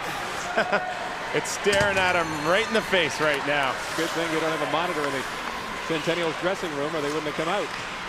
Centennials have only lost once here against the Barrie Colts. A chance now early on. Rodney Richard with a shot, but Michael Finley shaking off the jinx that I just put on him and makes the save, only his 11th of this third period. Rodney Richard, all-star last year. Diminutive would be a word that be used to describe this guy. As we mentioned, 5'9" in the playbook, but I think that's what skates on. I'm sure when he looks around the NHL and he sees the success of a Theo Fleury, Donald Adet with Buffalo, guys like Holsinger as well, bring a lot of speed into the game, not necessarily the size, and the way times have changed, and now they're calling more restricted penalties on the holding and the hooking, gives opportunities like Richard a chance to compete at any level. Centennials had a 15-second power play there to start the third period. That one's expired, so they're 0 for 3 with the man advantage so far tonight. The Barrie Colts have capitalized once in their 4 chances. They lead this game 4-0. Big time hit by Gibson. Trying to shake things up. Here is Neal. Long shot. And the Colts will get it out and down the ice. And back to touch it will be Omar and Infati, and that will be icing. Let's take a look at the Coho team rankings across the Canadian Hockey League, and 2 teams in the OHL in that top 3. But there's the Barrie Colts inching up every week as they continue to play well. They find themselves at lucky 7 right now. 3 consecutive weeks they've been able to claw their way up to team rankings. Halifax Mooseheads continue to be the team of choice. They dominate the Quebec Hockey League. They're on a roll out there. They lost twice this season and on a 15-game winning streak before losing to Acadia. Lebensky, one of the guys they'll be counting on here with the Centennials to try and lead them back here tonight. Tim Verbeek having a great game, has a goal and an assist.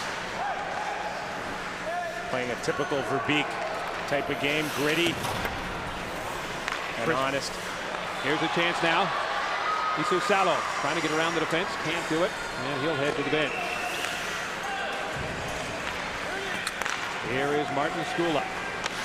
Skula will flip it in, avoid the check by Neal, and he'll head to the bench.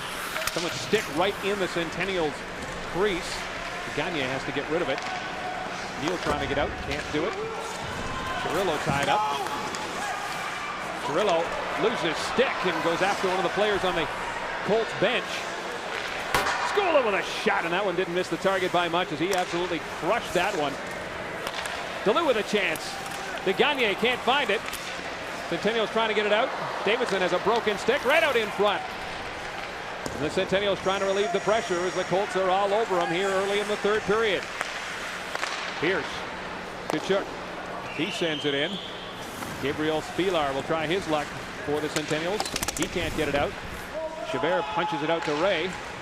File gets there first though, and the Colts control. Dennis Schvidtke. Pass to Daniel Tkachuk.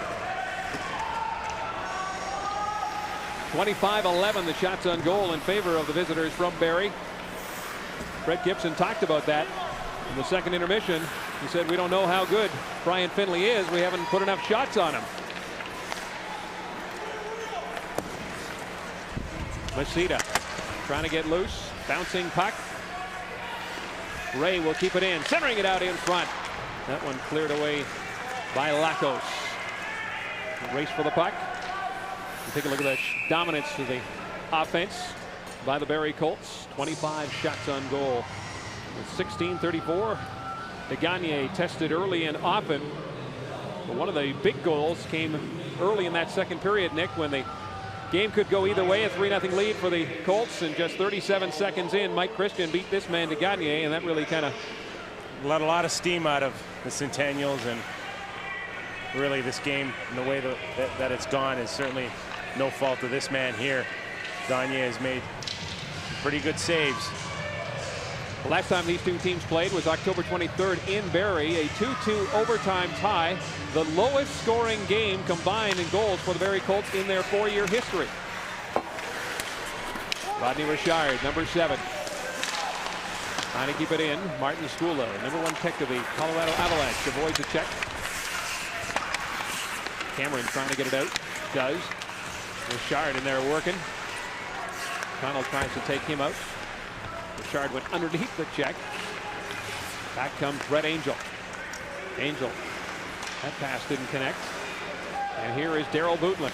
Another example, Kevin, of turnovers in the neutral zone, especially up the middle, where Barrie is really exceptionally strong. And in Fadi. Center ice. He'll just shoot it in and head off as the Centennials make line changes. Skula to Mike Christian. Long pass intended for Mike Henrik. Too far for him. Lebensky beat him to it. Here is Tim Verbeek now carrying on.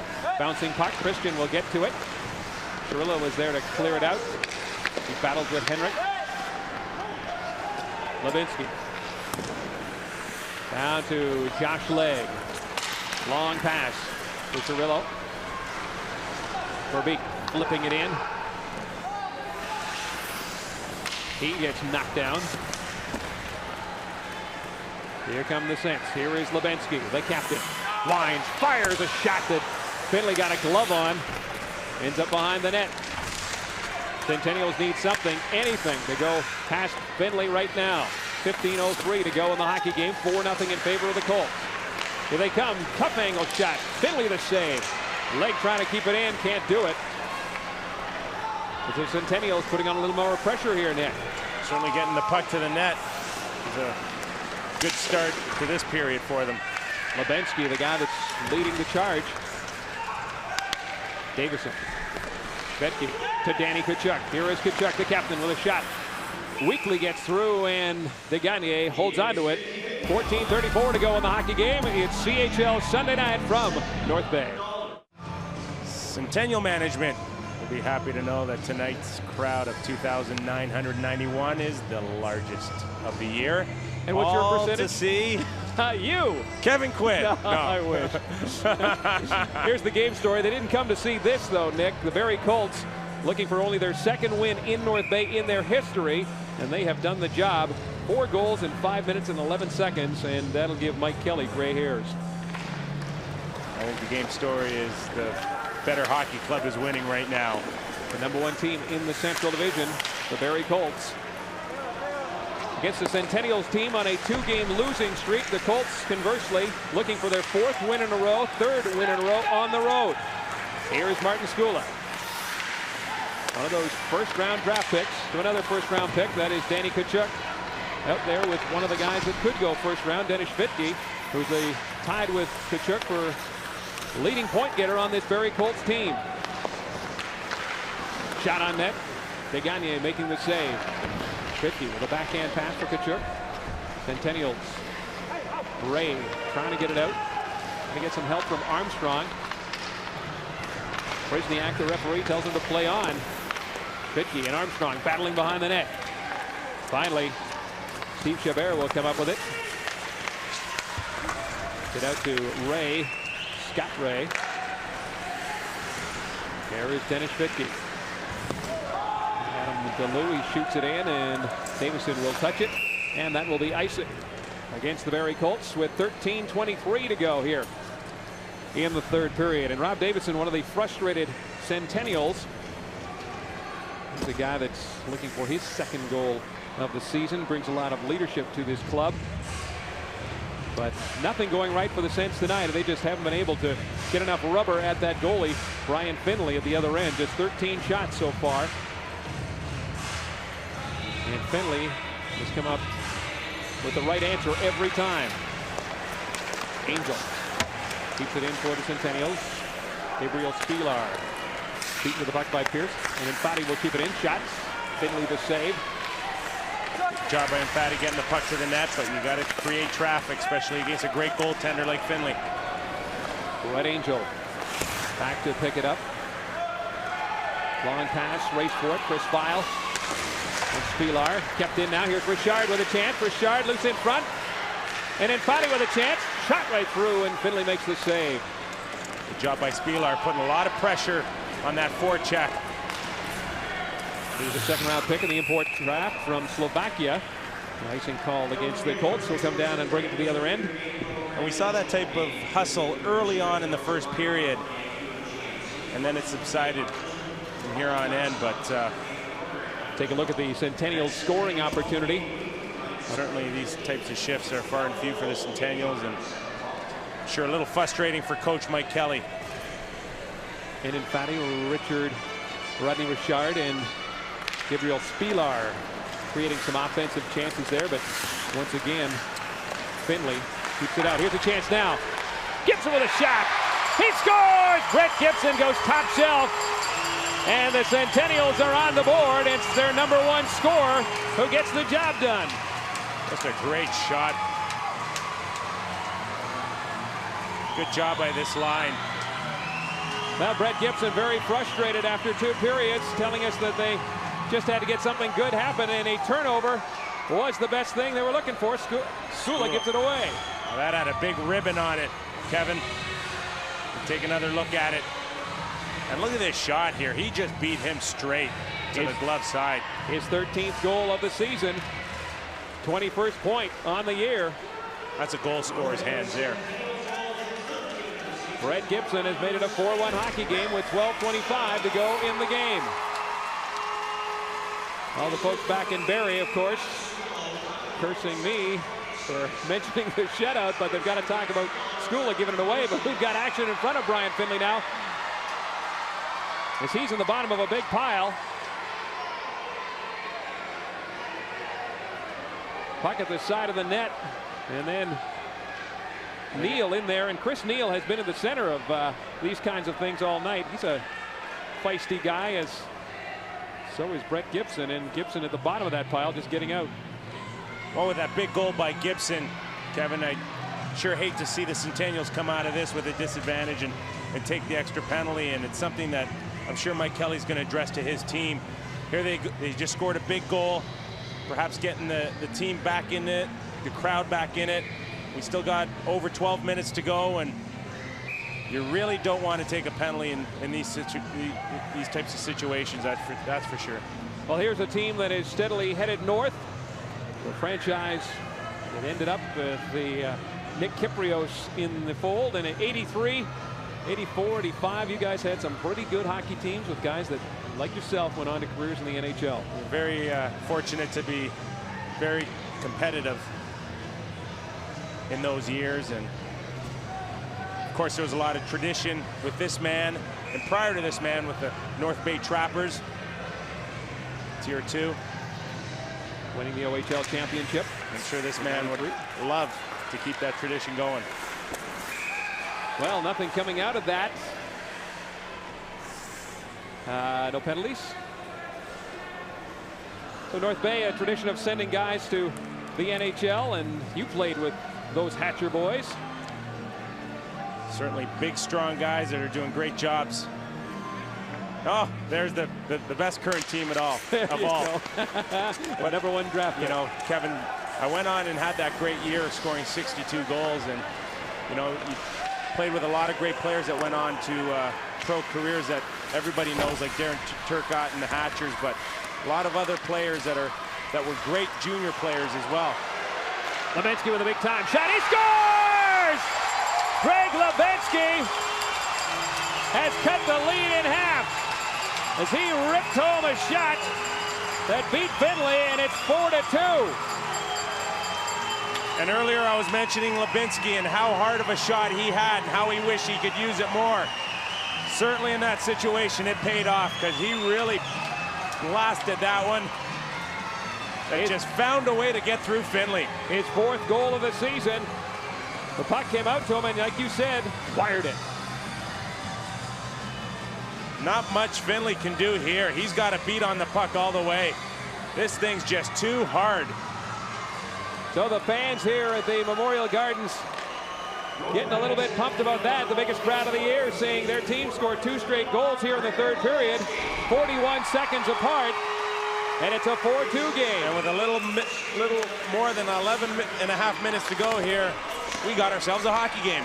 Well, they couldn't have anything else. Nick Kypreos comes to town. They got to put on a show. They waited a little long, but they've woken up offensively here, and it's 4-2. Offside the Colts with 11:21 to go. So a couple of stars on this Saints team. The top scorer, Brett Gibson, and then the captain, Greg Levinsky, just 41 seconds apart, have cut the lead in half. And once again, it's the North Bay Centennials' best players stepping up to the forefront here. And now hopefully the rest of the bench can respond and get some more shots on Finley. From the face-off, the Centennials win it.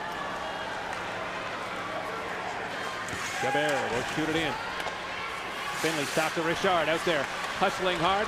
This line has done a good job. Spilar and Chabert. There's Rodney Richard working it out on top. Messina with a shot.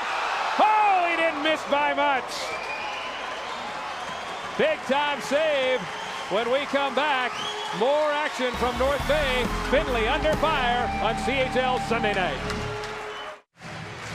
Great job by Rodney Richard, winning the one-on-one battle behind the net, sending it out to Messina, who cleared the net and the glass face-off outside. He went upstairs in a hurry, but just too far upstairs. Certainly one that would have raised the roof off of this Memorial Gardens. 4-2 with 10 minutes and 55 seconds to go here in the hockey game. The Barrie Colts jumping out to a 4-0 lead, 37 seconds into the 2nd period. But it has been Centennial hockey. In the last few minutes, they've cut the lead in half. And Lauren Messina came so close to making it a 1-goal game. Here is Michael Henrik for the Colts. Out there with Mike Christian. Here is Henrik to Christian. Shot. Saved by DeGagne. Levinsky trying to clear it away. Chance for Christian out in front. And that one whistled down and gloved ahead. The Colts coming back. So Brett Gibson, leading scorer, picks up his 21st point of the season, 13th goal of the year. He got his team right back into this hockey game. No question about his leadership and what he's meant to this team, and as one of the alternate captains. We had a chance to talk to Gibson in between periods, and one of the key things he mentioned is the team is just not competing. And you know he went into that dressing room and reiterated those words. First round pick of Erie in '96, attended the Islanders camp this year as the shots on goal dominated by the North Bay Centennials. Here they come. Here is Rodney Richard. Richard stops, centering pass, picked off by Jeff Tetzlaff and shot into the Colts bench. Another guy that the Saints will be counting on down the stretch is the 4th round pick of the San Jose Sharks. That is Rob Davison, who has been very steady. Davison tries every opportunity to take the body.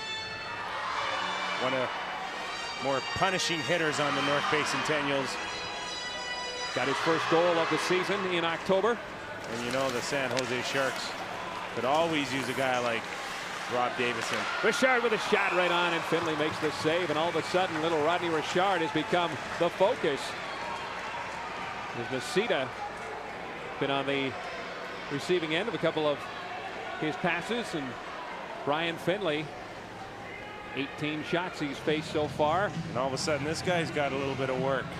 10 minutes exactly to go here in the hockey game. 4-2 the score in favor of his Barrie Colts. One of the top prospects for this June's NHL draft, Brian Finley, in his 2nd year with the Barrie Colts.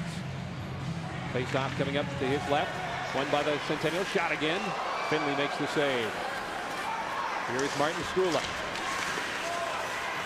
Colts cannot get it out of their own zone. Davison working hard. Chabert turn back. Starts out. Pass to Masita. That one too far. Davison had that one kick up to Richard, and the Colts have it. Terry Connell leaves it for Andre Lacos. Shoots it in. Barrie getting away with interference. Oh, big time hit there by Connell on Masita. Broke his stick in half. Masita heads to the bench to pick up some new wood, and that thing broke right in the middle. Good hit by Connell there, and big strong kid playing the man here, and certainly a couple of hits like that can slow down North Bay in an awful quick hurry, and that's exactly what his intent was. Face-off coming up into the Centennial zone. To the right of goaltender Sean DeGagne. Brett Gibson out there. Coach Mike Kelly with the last change goes back to his top guns. Gibson, Neal. Colts countering with Kutchuk and Schvitke, along with Adam DeLue. DeLue being watched by Lebensky. Ties up his stick. Around the boards it goes. Neal will try and get it out. Kutchuk keeps it in for the Colts. Omar Enenfati. Neal, around the boards it goes. Cirillo, long pass to Neal. Here's a chance now for Chris Neal. Stuffed up at the defense, and the Colts will get it out. DeLue loses it. Chabert to Neal. Neal still has it. Back up top to Omar Enenfati. He keeps it in. Breaks another stick. Here's DeLue. Up there with Kutchuk. Kutchuk being watched by Lebensky. Centering pass for Schvitke, but Schvitke was behind the play. Someone's got to get him a stick if he's going to be out there. Sen's got to catch a break here. Lebensky flips it into the corner. Back to pick it up is Andre Lacos. Strula, race for the puck. Christian DeGagne will hang on to it. 8:13 to go here in North Bay. A 4-2 hockey game. The Centennials trying to come back on CHL Sunday night.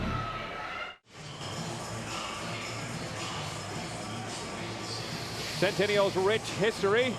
And there's the 1994 championship against Detroit. And here is Game 7. The Centennials in overtime. And all of a sudden, the Memorial Gardens, as Campos scores, and everybody's going crazy. There you go. The traditional photograph and a happy bunch of scents. Certainly a great moment at any level, winning. There's the man responsible for it. Bert Templeton hoping to do that again with this Barrie Colts hockey club. He's got them #1 in the Central Division, #7 in the nation. Chabert sends that one deep into the stands. 8:10 to go here in the hockey game. Centennials down by 2. Sean DeGagne facing 26 shots. There's a fancy mask, but not as fancy as these guys, the charter members of the Nick Kypreos fan club. Here we get a good look at Harry Sinden, the general manager of the Boston Bruins, and Craig Patrick doing some scouting in the stands. Ooh, don't forget you're doing NHL on Tuesday night, buddy. Not just about the OHL anymore. I was going to say, you never played for those two teams. What are those guys doing? Good thing I don't have any deferred money coming from them either.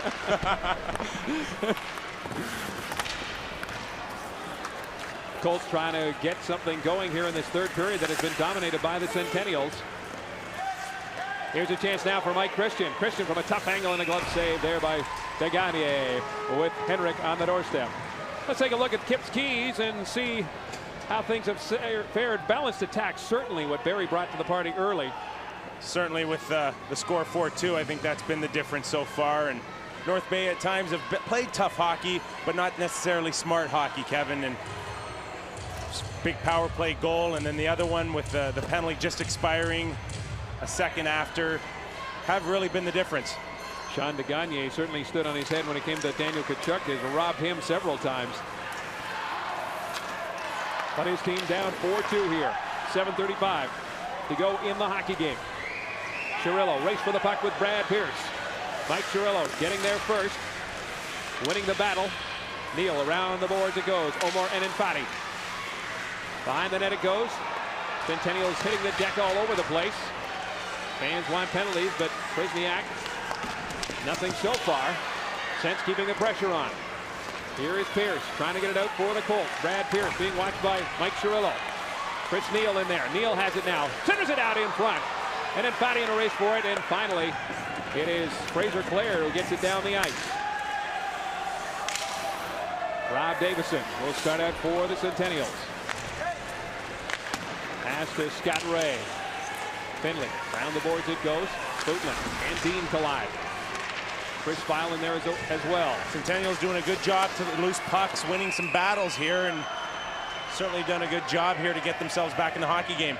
Now, we talked about your other job, Mr. Ciprios, is to be part of this team. And, of course, the pregame show, you're a big part of that. 8:30 Eastern time. Faces that could cure hiccups. You're making friends all over the place. Colorado and Phoenix is our tonight feature matchup. First Harry Sinden, then Craig Patrick, and now your colleagues at Sportsnet. Man, you are a loose cannon. Hey, let's not forget it's my night. That's true, folks. I have to admit, all the folks up here, it was at least 5-1 the autograph. No, seriously, the folks here in North Bay certainly remember a 62-goal scorer by the name of Nick Kypreos. And he has been like the Pied Piper tonight. Kids following all over the rink looking for that autograph. And I was mentioning earlier, Kevin, I was mentioning earlier about that year I scored 62 goals, and the guys that helped me do it as well. And here's a part of that experience. Yeah, look at these folks. Who are they again? They are Reno and Claudette Daigle, and they're the ones that took care of me when I was up here, and certainly my family away from home. Absolutely. Did a wonderful job. You know, and now the fridge is finally full at their place. I guess that's a big plus. Absolutely. Absolutely. But I was mentioning about scoring the 62 goals. Great junior players that never got a chance to play professional hockey. My centerman that year, Rob DeGagne out of Thunder Bay, Kevin Vecchio, guys that nobody really know about, but I certainly do know about. Tom Warden's another character player for the North Bay Centennials back when I played, and these guys were very much responsible. Levinsky with a big-time shot. Richard in there looking for the rebound as the Centennials looking to close the gap to 1. Well, Nick, you talked about it. It is so difficult. Just because you're playing junior hockey is not a guarantee that you'll move up into the professional ranks. It takes a lot more, as you pointed out, 62 goals, but The most you ever scored in the NHL in one season was? 17. There you Hartford go. Whalers. That year also had 325 penalty minutes. Kind of changed your game just a little bit. Here is Lauren Masita. Masita trying to get around the defenseman. School does a good job. And then Body with a shot, and Finley makes the save, and he'll hang on to it. More CHL hockey coming your way next Sunday night as the Medicine Hat Tigers take on the Calgary Hitmen. Mike Toth and Cam Moon will have the call. Here's all the times. I love this. 4 p.m. Pacific, 5 Mountain, 6 Central, 7 Eastern, 8 Atlantic. And for the folks in Newfoundland, you get to catch the game at 8:30. Wow. I memorized that. Can you believe me? Ryan Finley under pressure here in the third period. 5:34 to go here in the second period. The Centennials coming on late. 2 quick goals within 41 seconds. They're looking for more. Here is Michael Henrik. The lead pass to Mike Christian. Christian trying to get around Gibson. Into the corner. Christian trying to center it out in front. Tim Verbeek is there. Verbeek has a goal, as does Mike Christian. Brett Angel in the corner. Chirillo trying to ride off Michael Henrik. Chris Neal has it now. Long pass for Gibson. He shoots it in. Brad Pierce will pick it up for the Colts. Henrik takes a hit and gets it out. Omar and Infatti to Rob Davidson. 4:54 to go here in the hockey game. Finley will leave it for Chris File. File trying to get around Dean. Does. Gets around Ray. Gets a nice pick from Tetzlaff. And here is Chris File cutting for the net. File with a shot. Oh, and Infatti was right on his tail. And Degagne made the save. And back the other way, it's Ray. Scott Ray with a shot and a pad save by Finley. And he'll hold on to it. 4:33 to go as Finley is on his back, but he has a 4-2 lead on CHL Sunday night from North Bay. How's this for a little touch-up? Brian Leach and perhaps even a Matthew Schneider combined. Chris File showing a good burst of speed there. Chris File, the Illinois native, draft pick of the Chicago Blackhawks. And he has really turned up his game in his second year. And rushes like that show that he's one of the emerging stars of this Barrie Colts team. And he came very close to putting this game away. But the Centennials are within 2 still at 4 minutes and 22 seconds to go in the game. Skula to Daryl Bootlin. Long pass for Connell. Too far for him. And Infatti will get to it. Battling with Connell. Cameron is there as well. Takes a hit from Chris Neal. Behind the net. 4 players right out in front. Here is Bootlin. Back up top. Shot by Colts defenseman. Lakos doesn't get through, and the Cents come back the other way. Gibson, drop pass for Neal. Down the boards. Andre Lakos will get to it first. Cameron. Knocked down by Spillar. Spillar takes a shot. And the Colts content just to flip it out with 3:40 to go in the game. Here is Davidson. Rodney Richard. Richard bouncing puck. Finley handles that easily to Pierce. He gets it out. Down the ice. Back to touch it will be Davidson. And that will be icing with 3:22 to go here. You know, the Centennials is going to make the miracle comeback. They're going to have to do it soon. They're down 4-2. And just a reminder for folks along the network that Sports Central will be seen everywhere except for you folks out on the west. And hello to Labrador as they're watching a pretty exciting game. Sports Central with the latest in the world of sports coming up right after our game here. But we've got 3 minutes and 10 seconds to go, and the Barrie Colts on top 4-2. The hometown Centennials putting on a charge here late in the third period. Lauren Masita and Rodney Richard. Here is Spillar. Gabriel Spillar winds, fires, and that one didn't miss the target by much. Loose puck in front, and Finley holds onto it as Spillar let it go. And the Centennials doing a great job getting the puck on net this period. Certainly suffering from a lack of shooting for the first 2 periods. Spillar here coming in and doing what he has to do here, and that's just get the puck towards the goal.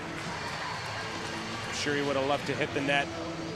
And look at Rodney Richard as well, going for the net, the little guy. Doing what he has to do, crashing the net.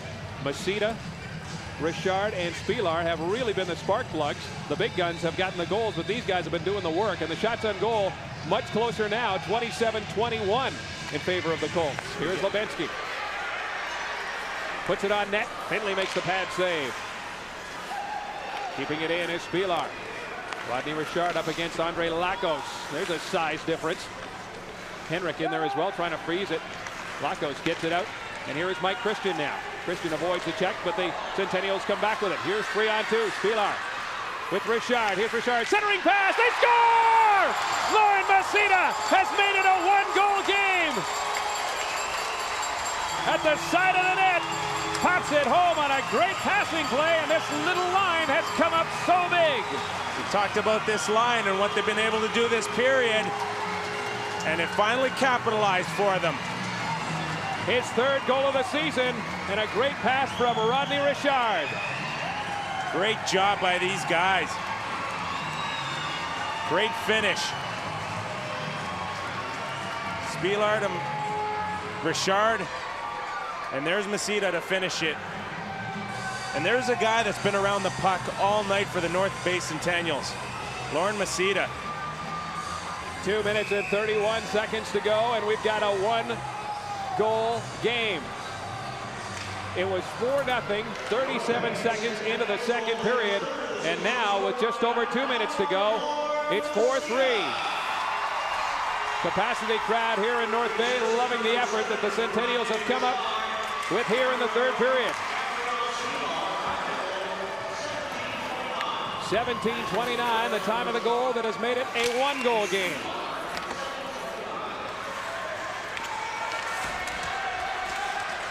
Centennials trying to snap a two-game losing streak. The Colts trying to win their fourth in a row. And a great chance there almost for Chris Neal. Davison. To Chabert, up to Brett Gibson. One of the 3 goals on the night in the third period for the Centennials by their leading scorer, Brett Gibson. It's out there with Chris Neal and Mike Cirillo. Here's the captain, Lebensky, flipping it in. 1 minute, 30 seconds to go. Keep our eye on the net of the Centennials. Oh, this John could be, might get a chance here. Could be a costly icing here. 1:23 to go in the hockey game. Face-off coming up inside the Barrie Colts blue line. The Colts on their heels. I'm sure Coach Kelly contemplating perhaps taking a timeout. He's had his big line of Gibson, Neal, Scott Gibson, and Cirillo out here for the last little while, and they're going to stay on. It's just a matter of whether Kelly wants to give them that extra 30 seconds. And these guys have been instrumental in this comeback. Scott Gibson scored the first goal. The Barrie Colts, of course, haven't lost when entering the third period with the lead, a perfect 11-0. But that could be in trouble here with 1:23 as the Centennials call a timeout. Mike Kelly has them around the bench, planning the strategy, and this certainly is a good move because these guys out here have had a good 45-50 seconds, and they certainly could use the rest here. And all the momentum on their side right now, as Barrie really is just holding on. We've talked about size being such a factor these days in all levels of hockey, but interesting, Nick, that little line of Infatti, Spielar, and Richard were the catalysts to get this thing close. They've been working hard, and there's Lauren Masita, the guy that picked up his third goal and made it a 4-3 hockey game. Well, it's funny, we talked to Gibson in between periods, and he said, we are not competing, and that's exactly what they have not been doing since they've been back, and that's not competing. They've been competing, and they are led by Gibson. And, of course, the captain, Greg Lebensky. Both those guys out there right now. Mike Cirillo and Chris Neal, along with Omar and Infatti. The Barrie Colts will send out their top gun, Daniel Kachuk. He's out there with Darryl Bootlin, Chris Feil, Martin Skula, and Mike Christian. From the faceoff, Centennials control it. Jean de Gagne is headed to the bench. 6th attackers, Lauren Masita joins in. 6-on-0, and this could be so close, but just misses. Lebensky back to touch it up, a faceoff in the Colt zone, but they came close to icing the game right there. Instead, they get an icing. And another costly icing. Bootlin, the culprit there, and perhaps a little inexperience there. In those key situations, all you want to do is just make sure that puck gets out, and the best way to do that is keeping the puck along the boards. Shots on goal. This man has faced now 22 shots. At one point, the shots on goal were 20-9 in favor of the Colts. Now it's 27-22 with more. The Centennials hope at Finley. Let's see if Brett Gibson can win another key face-off here. All the guys that have put the puck in the net are out there. 6 attackers. Back to the point it goes. Here is Levinsky. Winds, fires! That hit Mike Christian, and he is still down, getting up very slowly as the puck ends up in the Centennial zone. Christian heading for the bench. He's hurt. 53 seconds to go now. Tkachuk. Oh, he just missed the open net. Levinsky behind his net. Trying to get it out. Here's Lord Masitic. Hops over his stick. Tkachuk with a chance to put it away, and he misses the target once again. 37 seconds to go now in the hockey game. 4-3. Sens are going to get one more crack at rushing the puck. The Colts have them tied up. The net is empty. Daniel Tkachuk from a tough angle takes another shot and misses. Even with the Gagne not in the net, he's having a tough time putting it in. The Colts doing a great job of keeping the puck in the Centennial zone. Here they come now. Lauren Masita. The time running down. 13 seconds. Masita trying to get a shot away. Can't do it. Knocked down with a high stick. And there's 7 seconds to go. Mike Christian took that shot. His stick and glove remain on the ice. Well, let's hope he's okay. He took a shot right in the head. Made his way to the bench of the trainer's table. Christian sacrificing his body here as Levinsky let it go. Oh, Christian taking that one towards the face. And let's hope that visor came in and perhaps he is gone. Spared him some damage, but of course to the dressing room. Bert Templeton 7 seconds away from just his second win in North Bay as a member of the opposition. Mike Kelly hoping for a little magic here with time winding down. Here we're going to see the old football onside kick here. The Centennials rushing for the net. They might get one shot away. Stula blocks that. Time winds down, and the Barrie Colts escape with 2 points. The Centennials, with a huge effort here in the third period, come close, but fall 1 goal short. The Colts win for just the second time in their history in the Memorial Gardens, and Bert Templeton is happy. His team has now won 4 in a row and 3rd straight on the road. I'll give the Centennials a lot of credit for making this game interesting. Could have easily died after 4-0. So a 4-3, the final score. The Barrie Colts come out on top. CHL Sunday night from North Bay.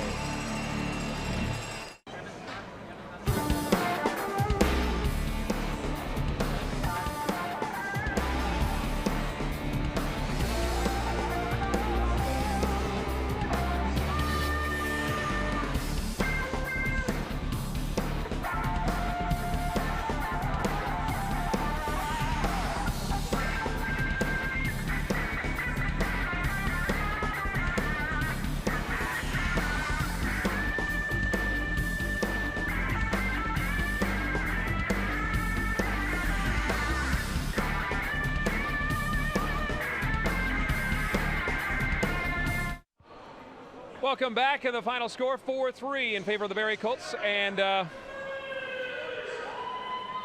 Brian Finley is the guy that escaped, I guess would be the good word for it. Brian, though, yeah, Centennials really put on a charge there in that third period. Yeah, really. First 2 periods we played pretty well. I guess the third we started to relax, and they really came on, and we're lucky to get the 2 points. Now, what was it about that third period that did you guys just let down? You had the 4-0 lead early in the second period. Did you think they had this one in the bag? Yeah, probably that a little bit. We're also, I think we're a little tired. We played 3 games. This is our 3rd game of the road trip, so that probably had a little bit of effect. And they started working a bit harder in the third, too, as well. A very successful road trip for you guys so far. You've really got this thing on a roll. Yeah, we're going pretty well right now, and hopefully we can keep it up and continue to win next week.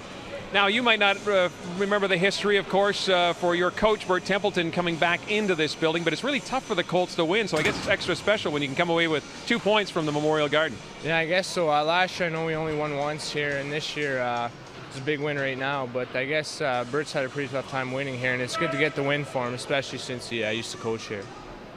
All right, let's take a look now at the Kodiak play of the game, and it comes up here. And it was the 4th goal of the game for the Barrie Colts, and it came just 37 seconds into that period as Mike Christian pushed it home. Turned out to be the winning goal in a 4-3 victory for the Colts. Let's go back down to the studio, and here is CHL Control. Kevin Quinn, thank you very much. You now know what happened in North Bay tonight. The Barrie Colts holding on for that 4-3 victory. Let's bring you up to date with what's going on around the CHL, starting out west and working our way east. Saskatoon, Seattle has scored in the second period. The Blades trailing in that one. Kootenay, Lethbridge scoreless, and Swift Current tagging Medicine Hat right now as they head into the third period. Other action in the Ontario Hockey League. Full slate of games. Mississauga taking it on the chin. Brampton, the other expansion team, also losing by 6, and Kingston rolling by London by a count of 6-4. More OHL to tell you about. Windsor, they used the free guard zone in this one. Sarnia and Plymouth played to the 4-4 tie. In the Quebec Major Junior Hockey League, Moncton, they packed 7,000 people into the Coliseum. 4-1 winners. Quebec over Val-d'Or, 5-3, and Victoriaville all over Baie-Comeau, 10-3. 3 more scores to tell you about. Yes, in the Quebec Major Junior Hockey League, Chicoutimi loses to Rimouski 5-3. Shawinigan shutting out Cape Breton 1-0, and Drummondville loses 7-3. It's the CHL Sunday night. We have plenty more to tell you about, including comments from Greg Millen when we come back right after this.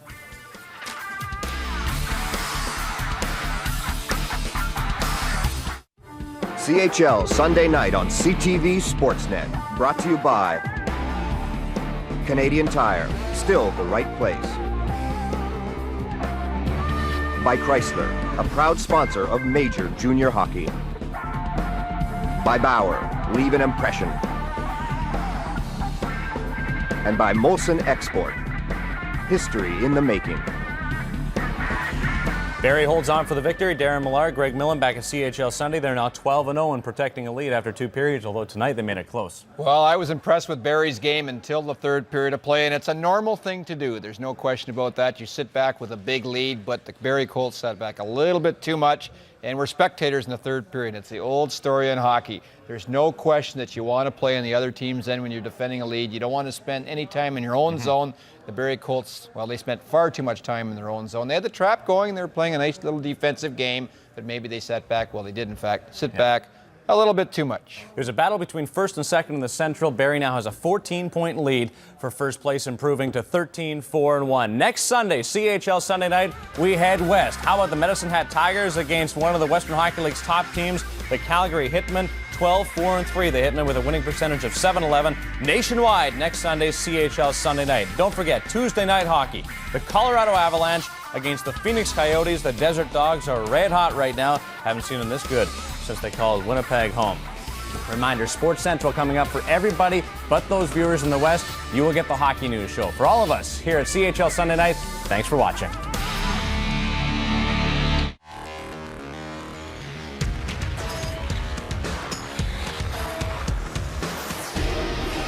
It's a whole new game.